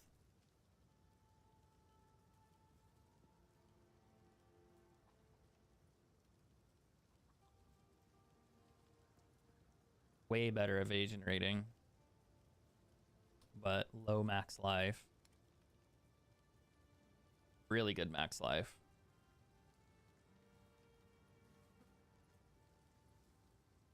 Damage on gloves. 1 of 12 lightning. The question is, do I pick up those and get rid of resistances? Oh, that one has cold. It doesn't have max life, though.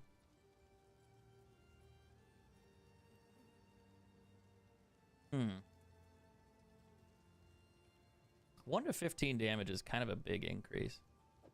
I want to see. Yeah, I feel like I have to. But I also don't want to lose all my life. Because the more life that I have, the more damage I do.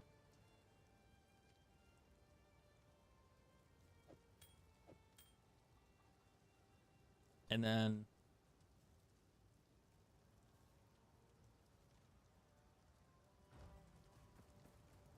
the better overall survivability I have. Let's go over here. But yeah, Call of Duty was insane at that time. I mean, loot boxes were probably the most predatory thing in gaming. Like, they were fucking insane.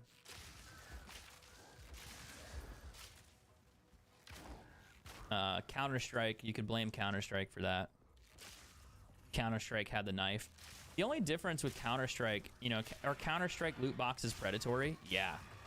However, Counter-Strike has like a secondary market, like a third party, where you could trade privately for money.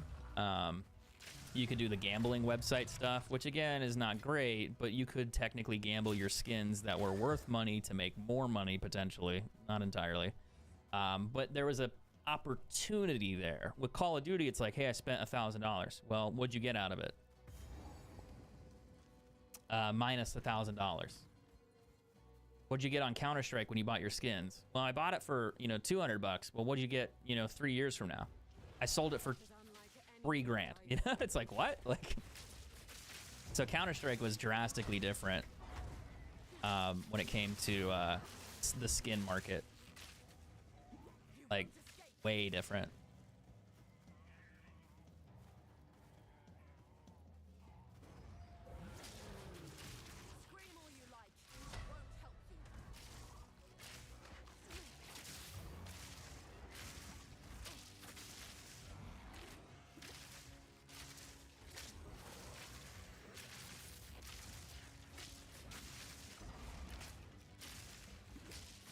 Am I? Oh god, that's so loud. I don't even know what that is. What'd you do, Richard? What'd you do, Richard?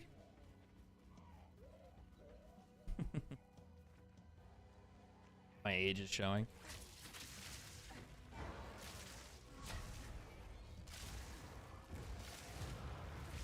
Drop me something cool.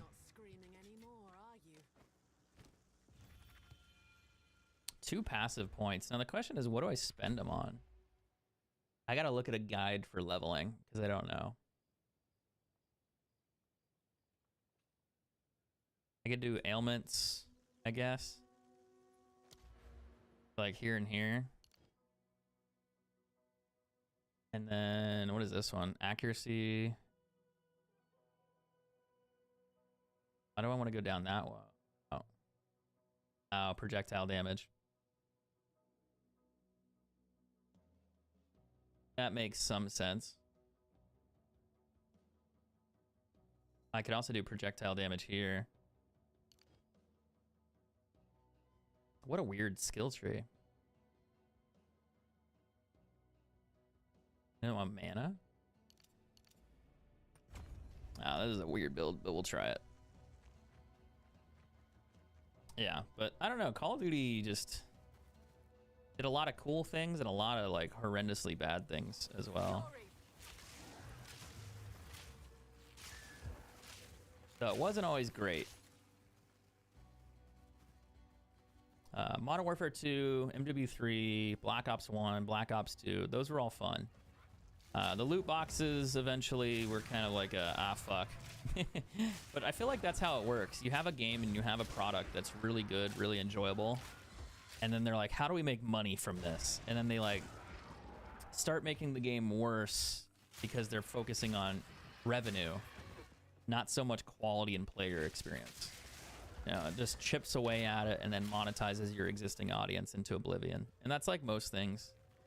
You usually always have like the first game, second game are really, really solid, and then they like monetize the absolute shit out of it. The next time around, it's just not as good. But it's like capitalism, dude. You gotta make money. So sometimes it just ruins it.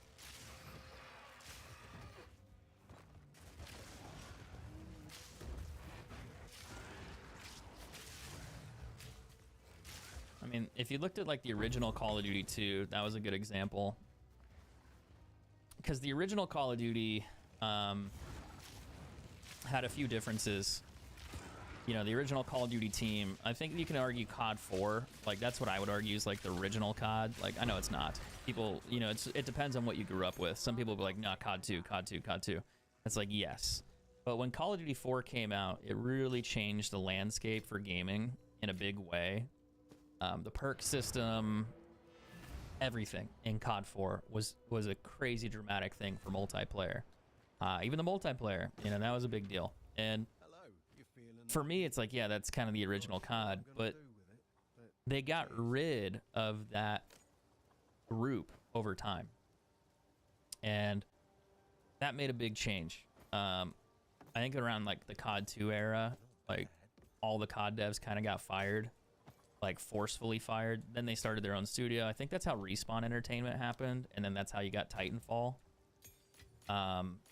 They basically fired the original Call of Duty 4 and Modern Warfare 2 team, if I remember right. They were trying to avoid paying bonuses, I think is what happened. So you had all these like developers that were there and they were promised a large bonus from the profit. If I remember right, there's a lawsuit about it. I have to go back and look at it because I'm unsure. But I think that was the idea, is they were promised all these bonuses and then the studio decided to lay them off instead of paying the bonuses. So then they went to court. And then the court was like, nah, you guys owe these guys their money. So they had to settle out of court or in court. I can't remember what the judgment quite was. And I think that's how that went down. They went, started their own studio, and then created like Titanfall and something else. I can't quite remember. Apex, I guess, is what ended up happening there. And yeah, absolutely insanity. Like just a crazy thing. It's like, hey, let's get in. All the Call of Duty devs that were there originally that made the COD 4 game and everything else are no longer there. So it's like, damn, like, is it the same game? Is it the same company? It's like, no, it's changed over time. And that's why you get differences in the game itself, or why it feels so dramatic. It's like, yeah, those original devs over the last 10, 15, 20 years are not the same developers. Like, they hired people like right out of school. They start working on the game. They don't have the same vision that the original founders had, or the original creators, the original devs had.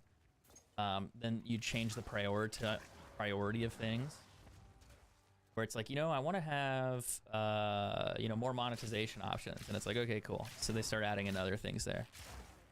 They start throwing the loot box in there. Yeah. I remember when that happened, it was a pretty big deal, because it's like, well, you didn't really think about it at the time, because I was like a kid just playing the game. It's like, okay, cool, a couple people got fired, big deal.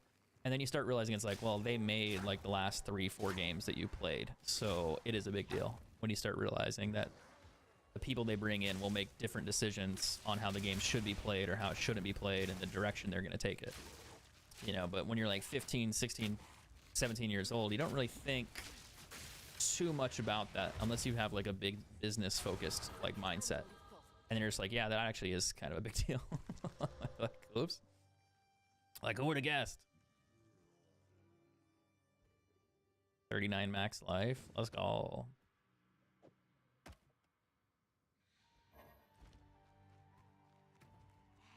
More life, the better. Less likely I'll die. I mean, I'll still die, but I'll be harder to kill. And also my evasion. I can bump my evasion up too at the same time. It's so weird, like my character needs better shoes. The shoes are your pants, technically. So the sandals that I'm wearing don't have like leggings attached to them, so it's like my character's running around with like a robe and then just her legs are out. It's kind of funny. It's like I'm pantsless. Like, why does it look like that? It's like, I don't know. I don't know. I'll make the rules. I don't make them.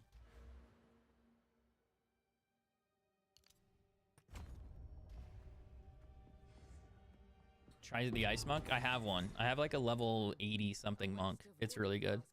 This is a hardcore self-found character though. This is my second hardcore character. I have another one that's level 20 and we're going through Act 1, but I was like, hey, if I die, I have to re-level another character. I was like, well, why don't I do that now in case I die? And then I can just go right back into Act 1 with another character. Like, that makes sense. So that's what I'm also doing. I don't know when the season resets, but yeah, the monk, I would say the monk, sorcerer, ranger are probably your best characters in terms of like, quote, strength. Comfort, you could probably make a witch, and the witch would probably be like the most comfortable character. You just get a shitload of minions and you sit back. You know, you don't really have to do a whole lot. You don't have to stress as much. The monk's really easy to make a strong character for cheap. Like a good staff is really cheap. Like, it's not that crazy. Like, you can get like a 700 DPS staff, and it's like, what? Like, I don't have to pay 72 divines for it? It's like, not really, no. Now, if you want attack speed plus skills, you know, other damage factors on there, then yeah, it will become more expensive. But I'd say the monk is one of the easiest ones to get to endgame. And then, what else is there? The ranger and sorcerer are good, but they can be kind of pricey. Like, a good bow is pretty expensive. A good wand, also expensive. But you don't need like crazy gear to do tier 15 maps. Like, it helps, don't get me wrong, but you can get by and then just kind of find either things that you need or upgrade slowly or just farm. Usually what'll happen, you'll get your character to do tier 15 maps and then you start farming currency.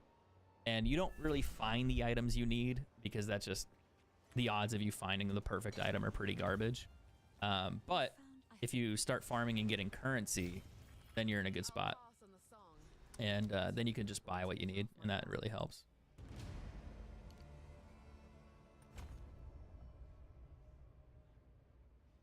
And I need to get damage here, probably. Why look, feeling lucky? Max life, lightning res. I like that one a lot because it has. We'll keep it probably for now. More evasion and decent max life. Question is, what's more important, high evasion or max life? I feel like max life as a base is more important.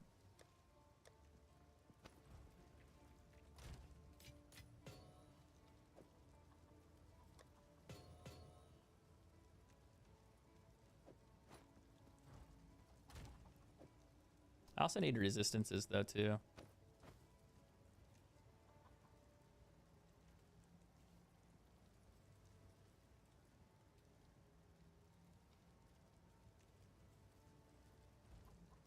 Tired of the slop, you feel? Yeah, sure. Remember us when you're Level up yet? Well, 12. There might be something new here. 1 to all skills. I don't think I'll find a better bow anytime soon, unless I get really stupidly lucky at the vendor, but I doubt it. That's not bad for evasion, but there's no max life attached.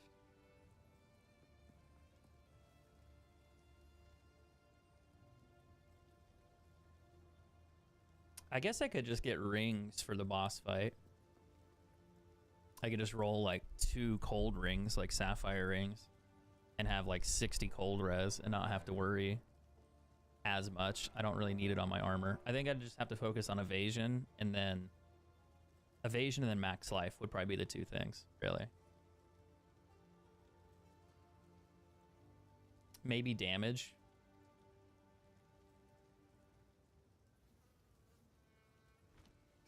And then I could get by with the rings. That would make sense. Oh, I forgot. I haven't fought that. No, I killed the bird. I didn't do the ritual thing. That's the other thing I forgot to do. Now, we could probably go do the crop circle thing. Get the waypoint. And then go back into the other section. Go through Freythorn, maybe. Get the spirit from the that other boss.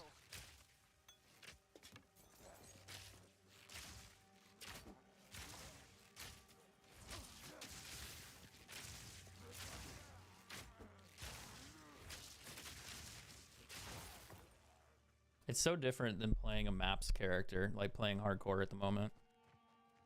Like leveling up through campaign versus just blasting entire maps and killing everything. It just feels weird.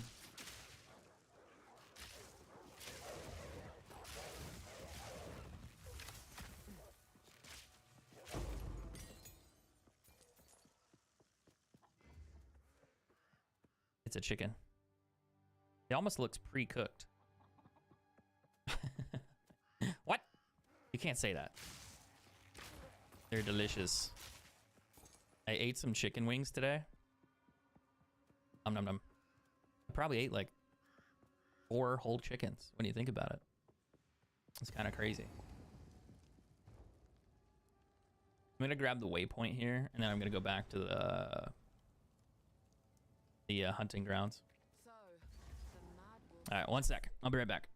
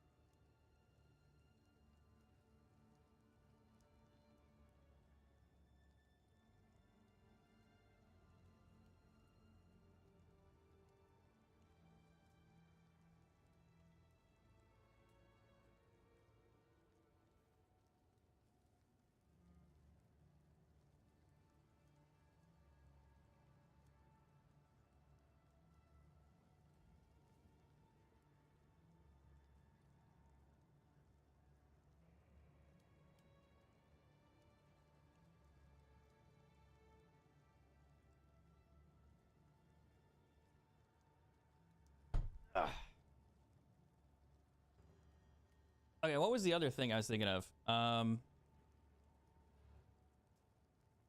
was thinking like Dark Souls earlier too. That's another game that took over a lot of popularity for gaming in general over the last couple of years. Those style of games. You know, it's a single player game, but it's like a really challenging, not easy to play game. And it still did really well.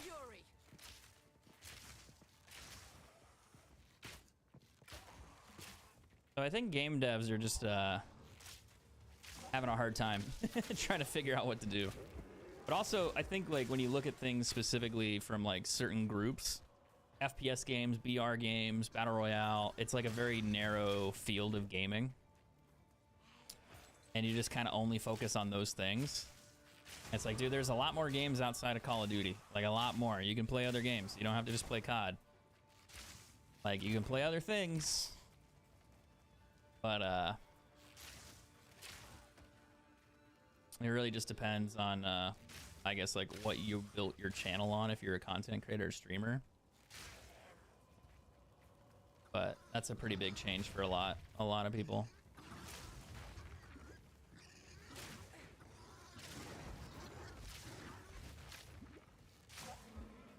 If only this bow rolled physical damage.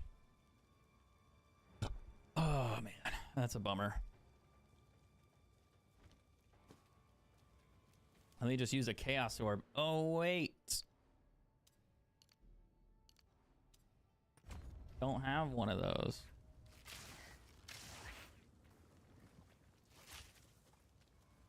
Let's see if I can actually damage this guy. I think I can. I have to dodge his attacks though, or he can one-hit you, which is problematic. Nope.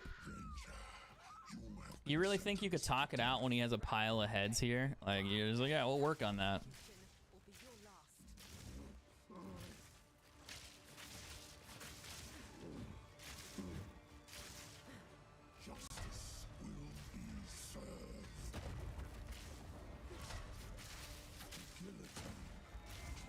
I gotta dodge that thing. I forgot about that. And I forget about his gigantic attack.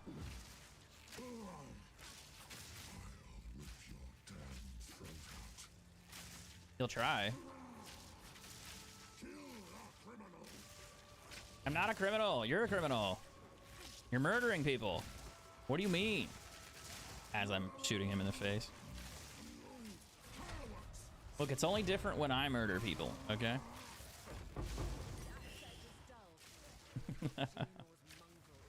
Don't you guys know?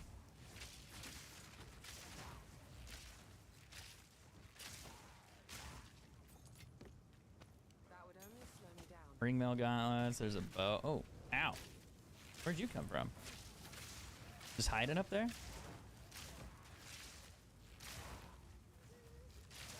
That's not cool.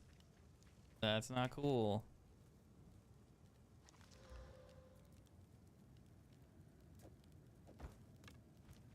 Alright, let's go get her. She's having a hard time. Sorry, we just killed your boyfriend. Well, I didn't. They did. That's rather unfortunate. I didn't do it though. They did. Don't blame me.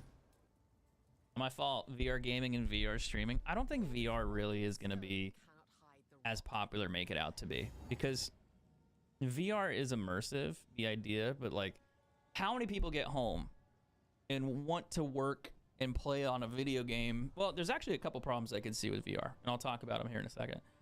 I'm trying to think of how I want to phrase it. So when you play video games, you get home, you sit on your phone and you play, or you have a handheld console, you know, like a Switch, whatever you play, or you're on your TV, on your couch with a controller, or you're at a desktop PC like I am. And it's convenient. You know, you sit down and you play. Now, with a VR headset, you have to either have a lot of space in your house to sit down, move, walk, play, and not bump into stuff. Not too many people I know have like a gigantic house where they can dedicate a streaming room. You know, it's like, oh, just clean the coffee table out of the living room and, you know, call it good. And then you have family, friends over, and you're in the way, and you're just fucking around with the headset on, right? It's kind of goofy. the other problem is that you obviously have that headset, and it's like I gotta wear a headset like constantly in order just to play a game. And how good are the games? You know, that's another issue. Is there any benefit to having a VR game versus just a screen in front of you? Like, is there any massive quality of life that is worth that change? And a lot of the time, no, in my opinion. A lot of the time, I would say no.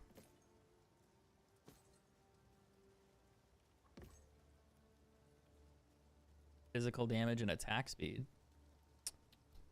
That's kind of a good base, but there's no skills on it. Sure what I'm gonna do with it, but cheers. Watch yourself. So VR has a long way to go before it becomes like really popular, in my opinion. Like a long way. Take a look. I think the main issue is you have to get the headset to be better, smaller, more compact. Hey, take a punt. You know you want to. Yeah, sure. Later. There's quite a bit there that needs to change I like to hold on to bits and in order for that to work. any that catch your eye. I think it's just where VR is right now, it's inconvenient. The games aren't that great. There's no real benefit of playing a VR game over what we currently have because it's too inconvenient. So it's kind of tough. Strength, intelligence ring, max life, max mana, fire damage. That's kind of a good ring. But for 6,000, I don't want it. That's a lot of gold.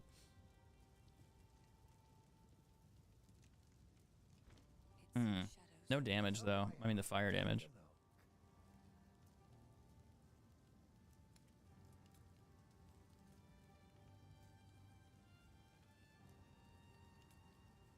I need one with max life.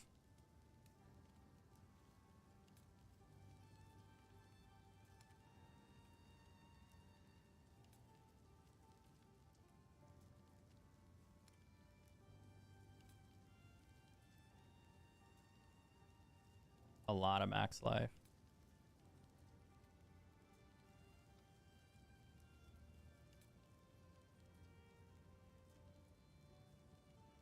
That's kind of a good sorcerer's helmet.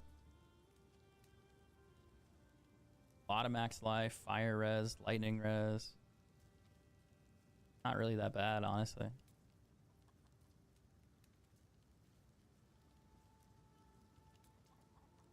You can also do this. You can type out what you want, and it'll show you the items that have that item attribute. You have to spell it correctly, but it'll show up. Or you could do like movement speed, so none of the boots have it. Or you could do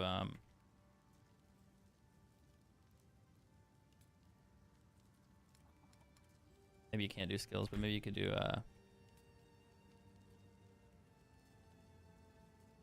like attack speed or something. Yeah. It just has the word speed. It shows up. So increase bolt, whatever else. There's attack speed here.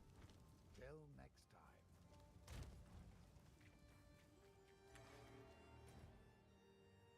Why don't I disenchant? I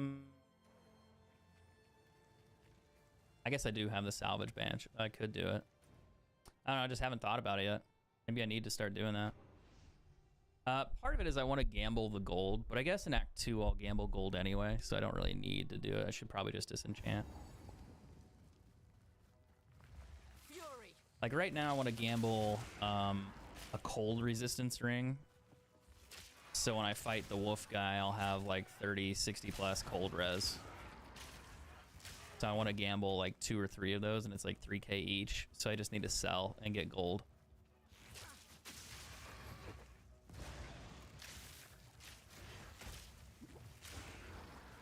That's probably the main reason. Unless I just get ring drops automatically, that'd be kind of nice too.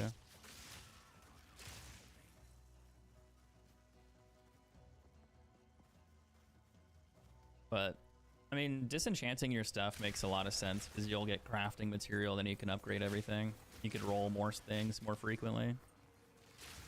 But I also think this early on, I know I'm on a hardcore character, but once I get into Act 2, I'm just going to replace everything anyway. So I just need to have good enough gear to get through Act 1, and then I'll still replace everything by either finding it or getting it at the vendor.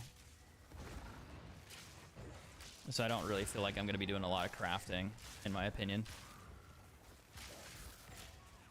I might do like a few things where you slam like maybe 1 or 2 things with an exalt if you have the exalts. I found a lot of exalts surprisingly, but I'd say for the most part it's a little different.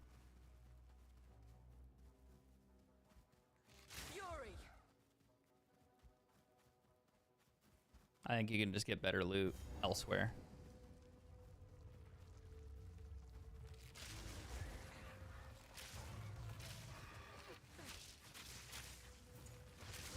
Plus, I want to have enough gear when I level up to buy stuff at the vendor too.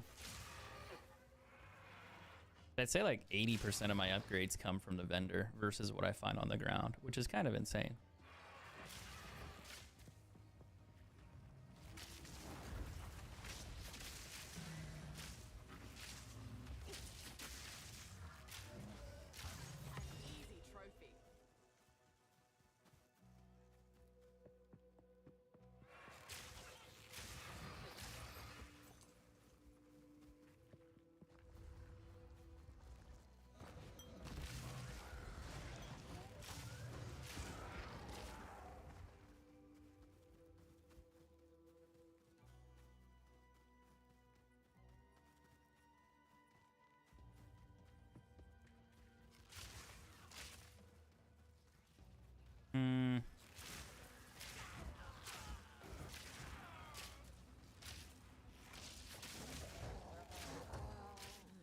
I need to do this part. I completely forgot I didn't do the ritual.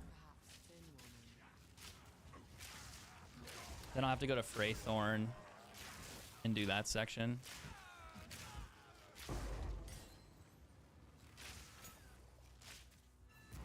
So, something's please.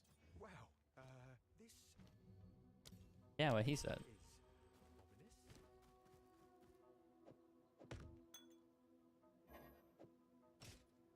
I guess the other thing is I need to upgrade this. Like I can use like the armor scraps to do that.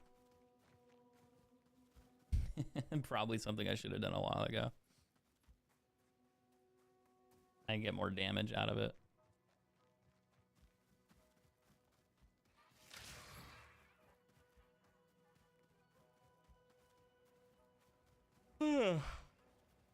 I need a nap, dude. I'm tired. I've been streaming for like 2 hours. Might take a break early today and then maybe edit some videos. I need to make a Battlefield video to upload. I need to make a couple other content videos as well for Facebook. I just haven't done that yet. Maybe I'll do that today. It's only 3 o'clock, so maybe I could play for like another hour. And then I could work tonight on it. And then maybe tomorrow I could stream. What is tomorrow? Wednesday? It's already Wednesday, or will be. Fuck. Maybe I could do Delta Force or something. I really like Delta Force. Don't get me wrong. I really like that game. I've just been playing this nonstop because it's just become addictive, but I probably need to get back to work or get a real job that's not streaming and actually start making some ad revenue again on video content because I've been taking way too much time off. Only like a year, 2 years. A lot of people do that, you know?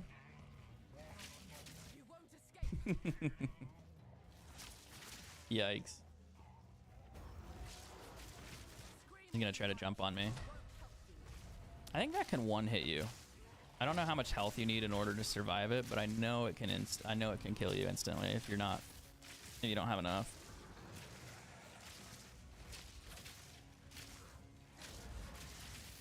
Maybe he's just mad because he's got tiny little wings. You ever think about that?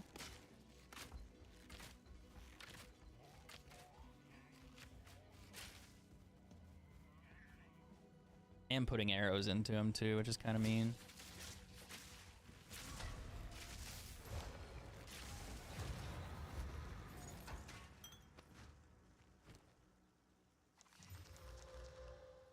Ooh, look at that evasion rating. No health though. Fuck.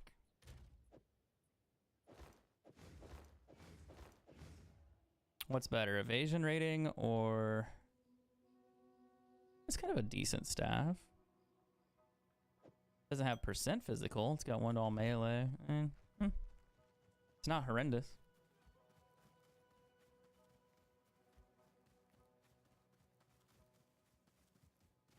Ay, ay, ay.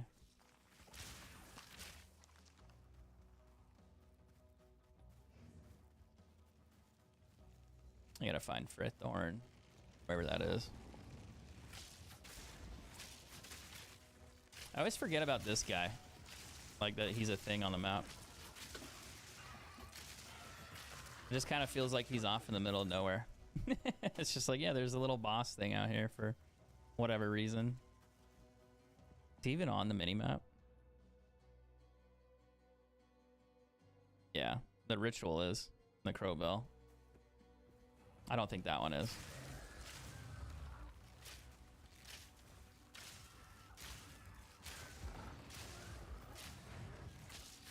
Later. All right, the character's getting stronger, at least. That's nice. Slow and steady. I think she's stronger than my sorcerer already. I think definitely with the bow. The bow is really hard to beat because you just get 1 item piece on your character early on. That's decent. And it's like such a huge power spike, especially in these early modes. Like it's kind of insane.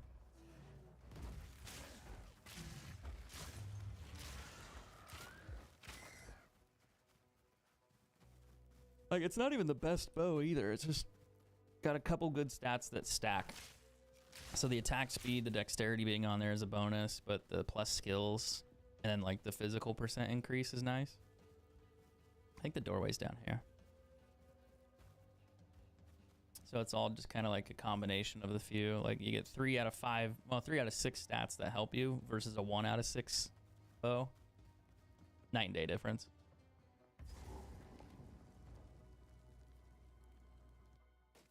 Absolutely crazy difference. What's this feeling? It's as though the trees themselves are watching me.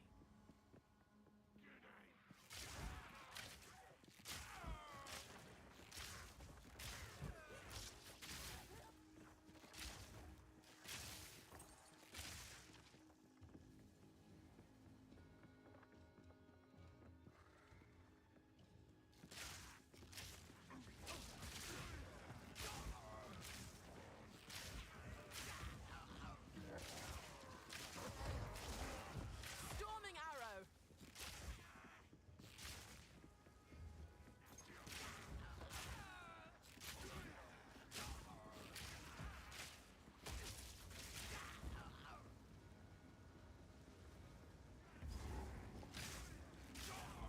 I want to see something. 1 second.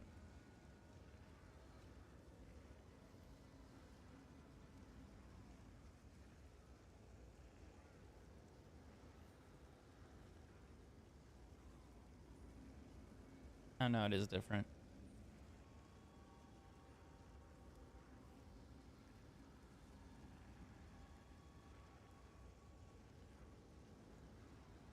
Maybe. Let me see.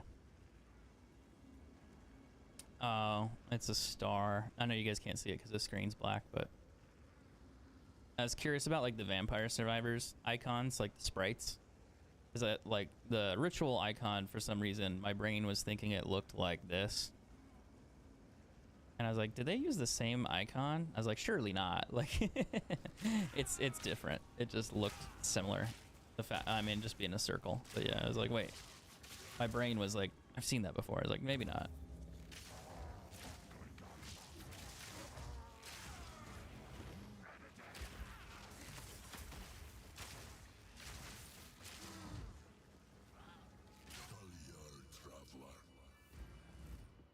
Yeah, whatever he said. That's level 14. That's not bad.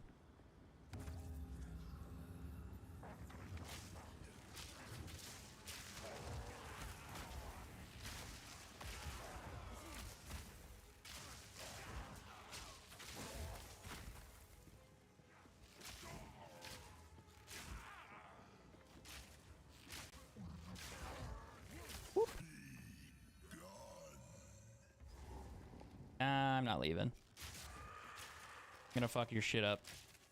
And then I might leave. I'll think about it.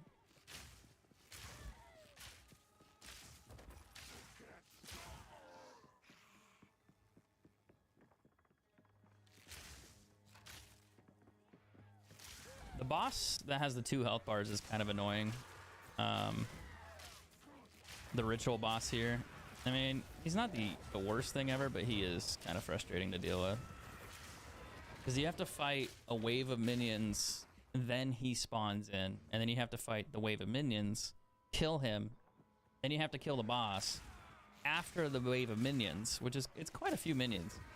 And then he has a second health bar, so you gotta kill him again. So you gotta do all 3 of those, and it's just like, what if I run out of potions? What if I run out of mana? What if I run out of health? It's like, well, oops. Like, it becomes a bit of a problem. If you're not strong enough to kill him, yeah. Or if you make a mistake, you gotta kind of reset it and start over again. So it's a little challenging, but I guess it's not the end of the world.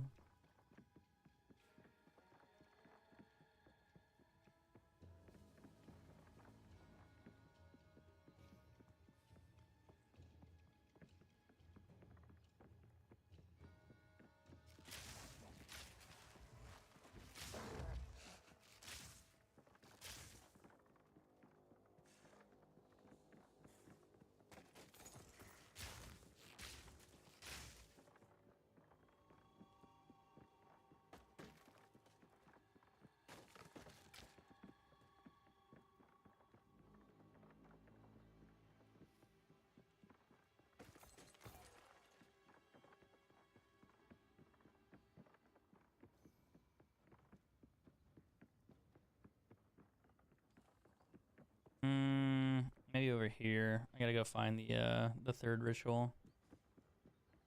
And it could be back that way too, but I doubt it. I feel like I would have saw it earlier when I walked by it. There we go.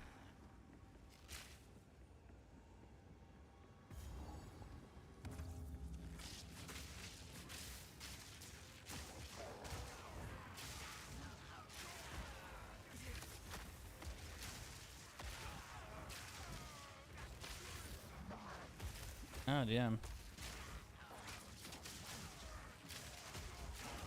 That does a little bit more damage than I like.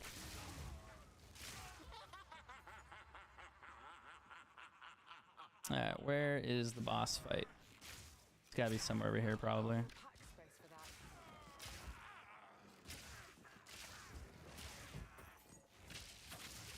The only thing I need now is like a quiver upgrade. Like a decent one.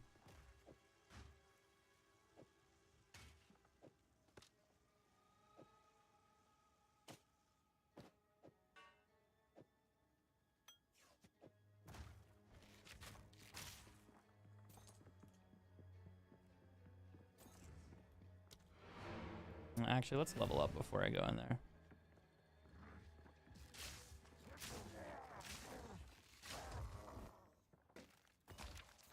Rather not break my back.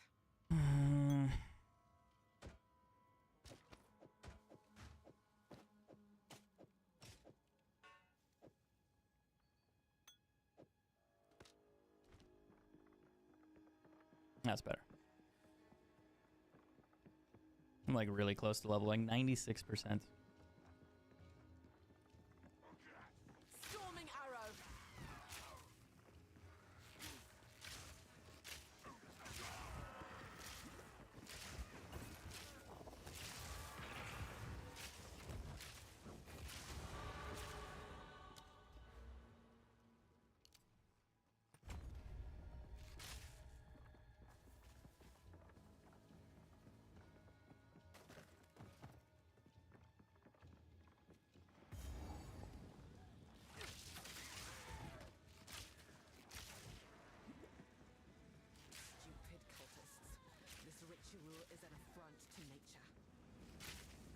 That's not even the boss. That's not even the start yet. Oh, you can't teleport because it's a boss area. That's kind of funny. So if I go right here, I can. I always think that's silly. It's like we don't want you to teleport in and out, but it's like the boss hasn't spawned in yet. So it's like, no, I still can't teleport out. Fuck. I did it again.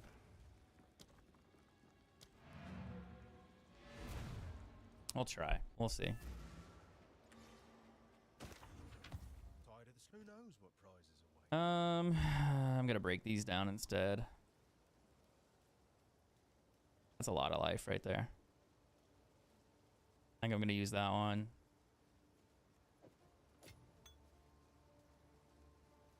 The mana is nice, but I don't think I need it. The resistances are cool, but the max life is gonna give me like 30. So it's like, yeah, I kind of want that.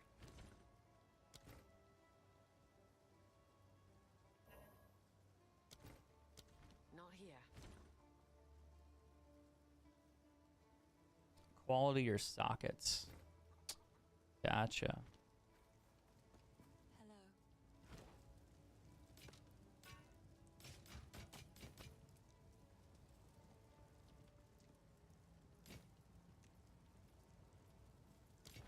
Be careful.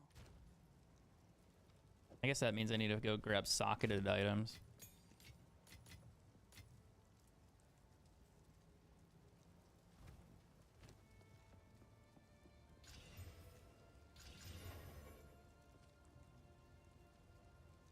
I need to keep an eye out for him. That's gonna increase my damage a little bit. Damn, it's almost 200 already.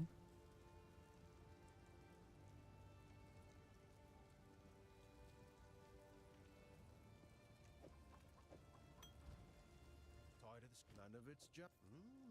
Later.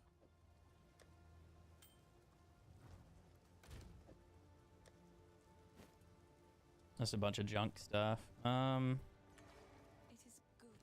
Take a look.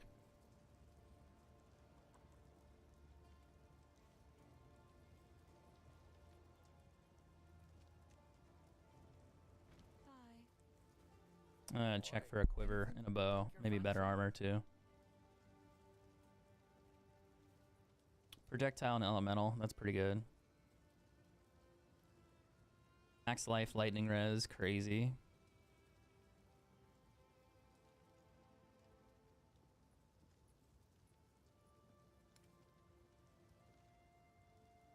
It's a fire quiver. Ugh. I need one with like physical damage, so something like this with physical damage twice and then skills. It would be better. But the odds of that dropping are pretty low, so I'm kind of stuck. The one I have is really good, don't get me wrong. It's got attack speed on there, it's got lightning, physical, and dexterity. You can't really want more than that. I mean, you can, but you know, you're not gonna get it. Ain't gonna happen. I mean, maybe later, but yeah, early on, ugh, that's kind of a really good quiver. Rarity on gloves. The only other thing would be boots with movement speed and max life. There's rarity, but yeah, I don't need those. Alright, let's try it. Let's see what happens.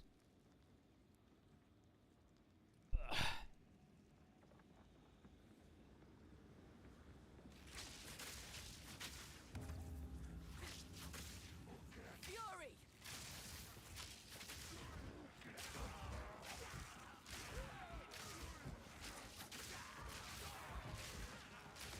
So you gotta get through this first wave of just annoying ritual spawn monsters.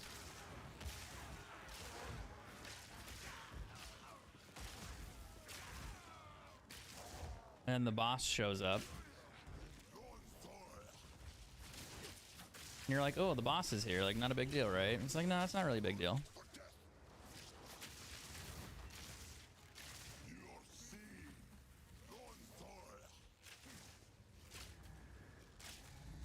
But then you can't kill him.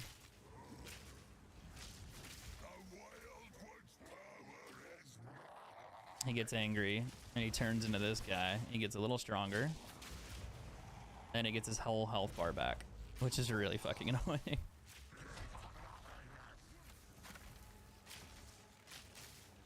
Oh fuck, that actually might kill me.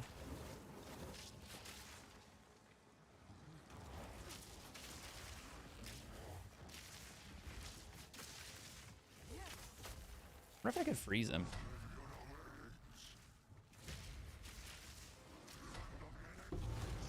I died already. Never mind. GG's.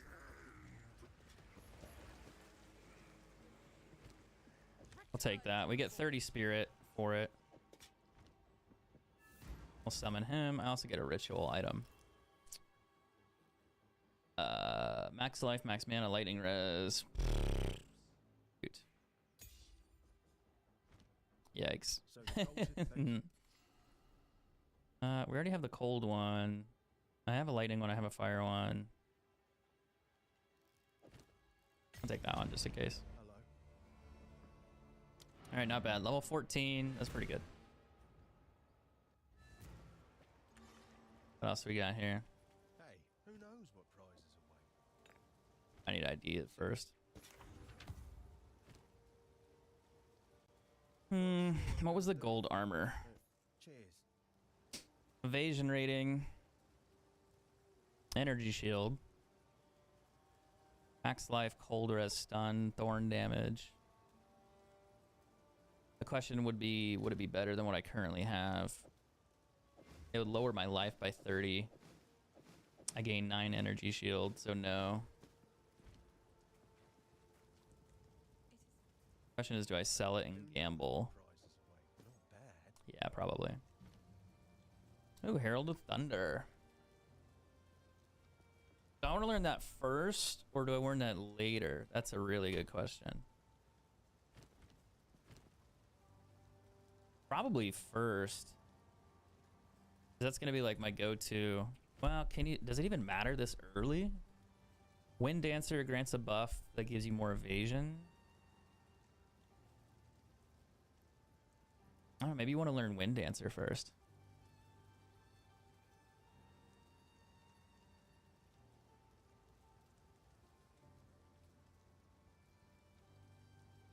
I don't know, actually.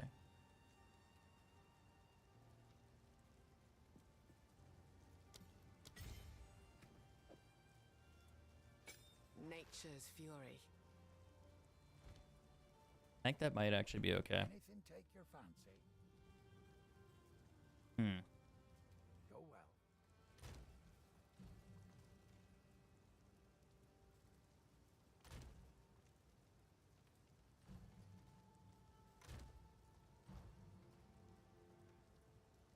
That's the other one I'll need when I get higher level. But that won't be for a while.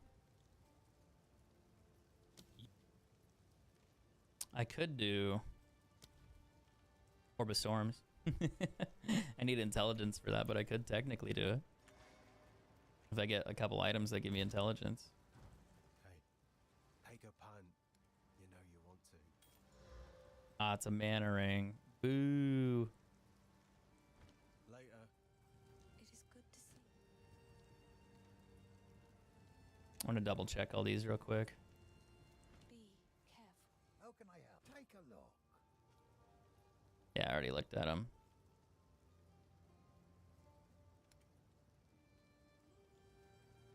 Oh, well, that's okay. If you find a find out there, do bring it back.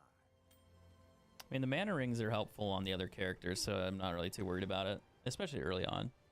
But I think I'm going to hop off, guys. I'm going to go edit some videos and get some other stuff done for the day. I know it's a short stream. I know. But we'll go from there, and we'll see what happens tomorrow. Hopefully I got some time, and we can maybe get some games in for either Delta Force. Probably. I'll probably squeeze some time in for Delta Force. We'll see how that goes. I just need to go download it again and update it and see where I'm at. Because I think I only played it once. Then this game came out. And I didn't play it after the update, like when it first came out. So we'll go update it. And then hopefully tomorrow we'll play that a little bit. I'll see you guys then. Thanks again for watching. I appreciate it. And I'll see you guys soon.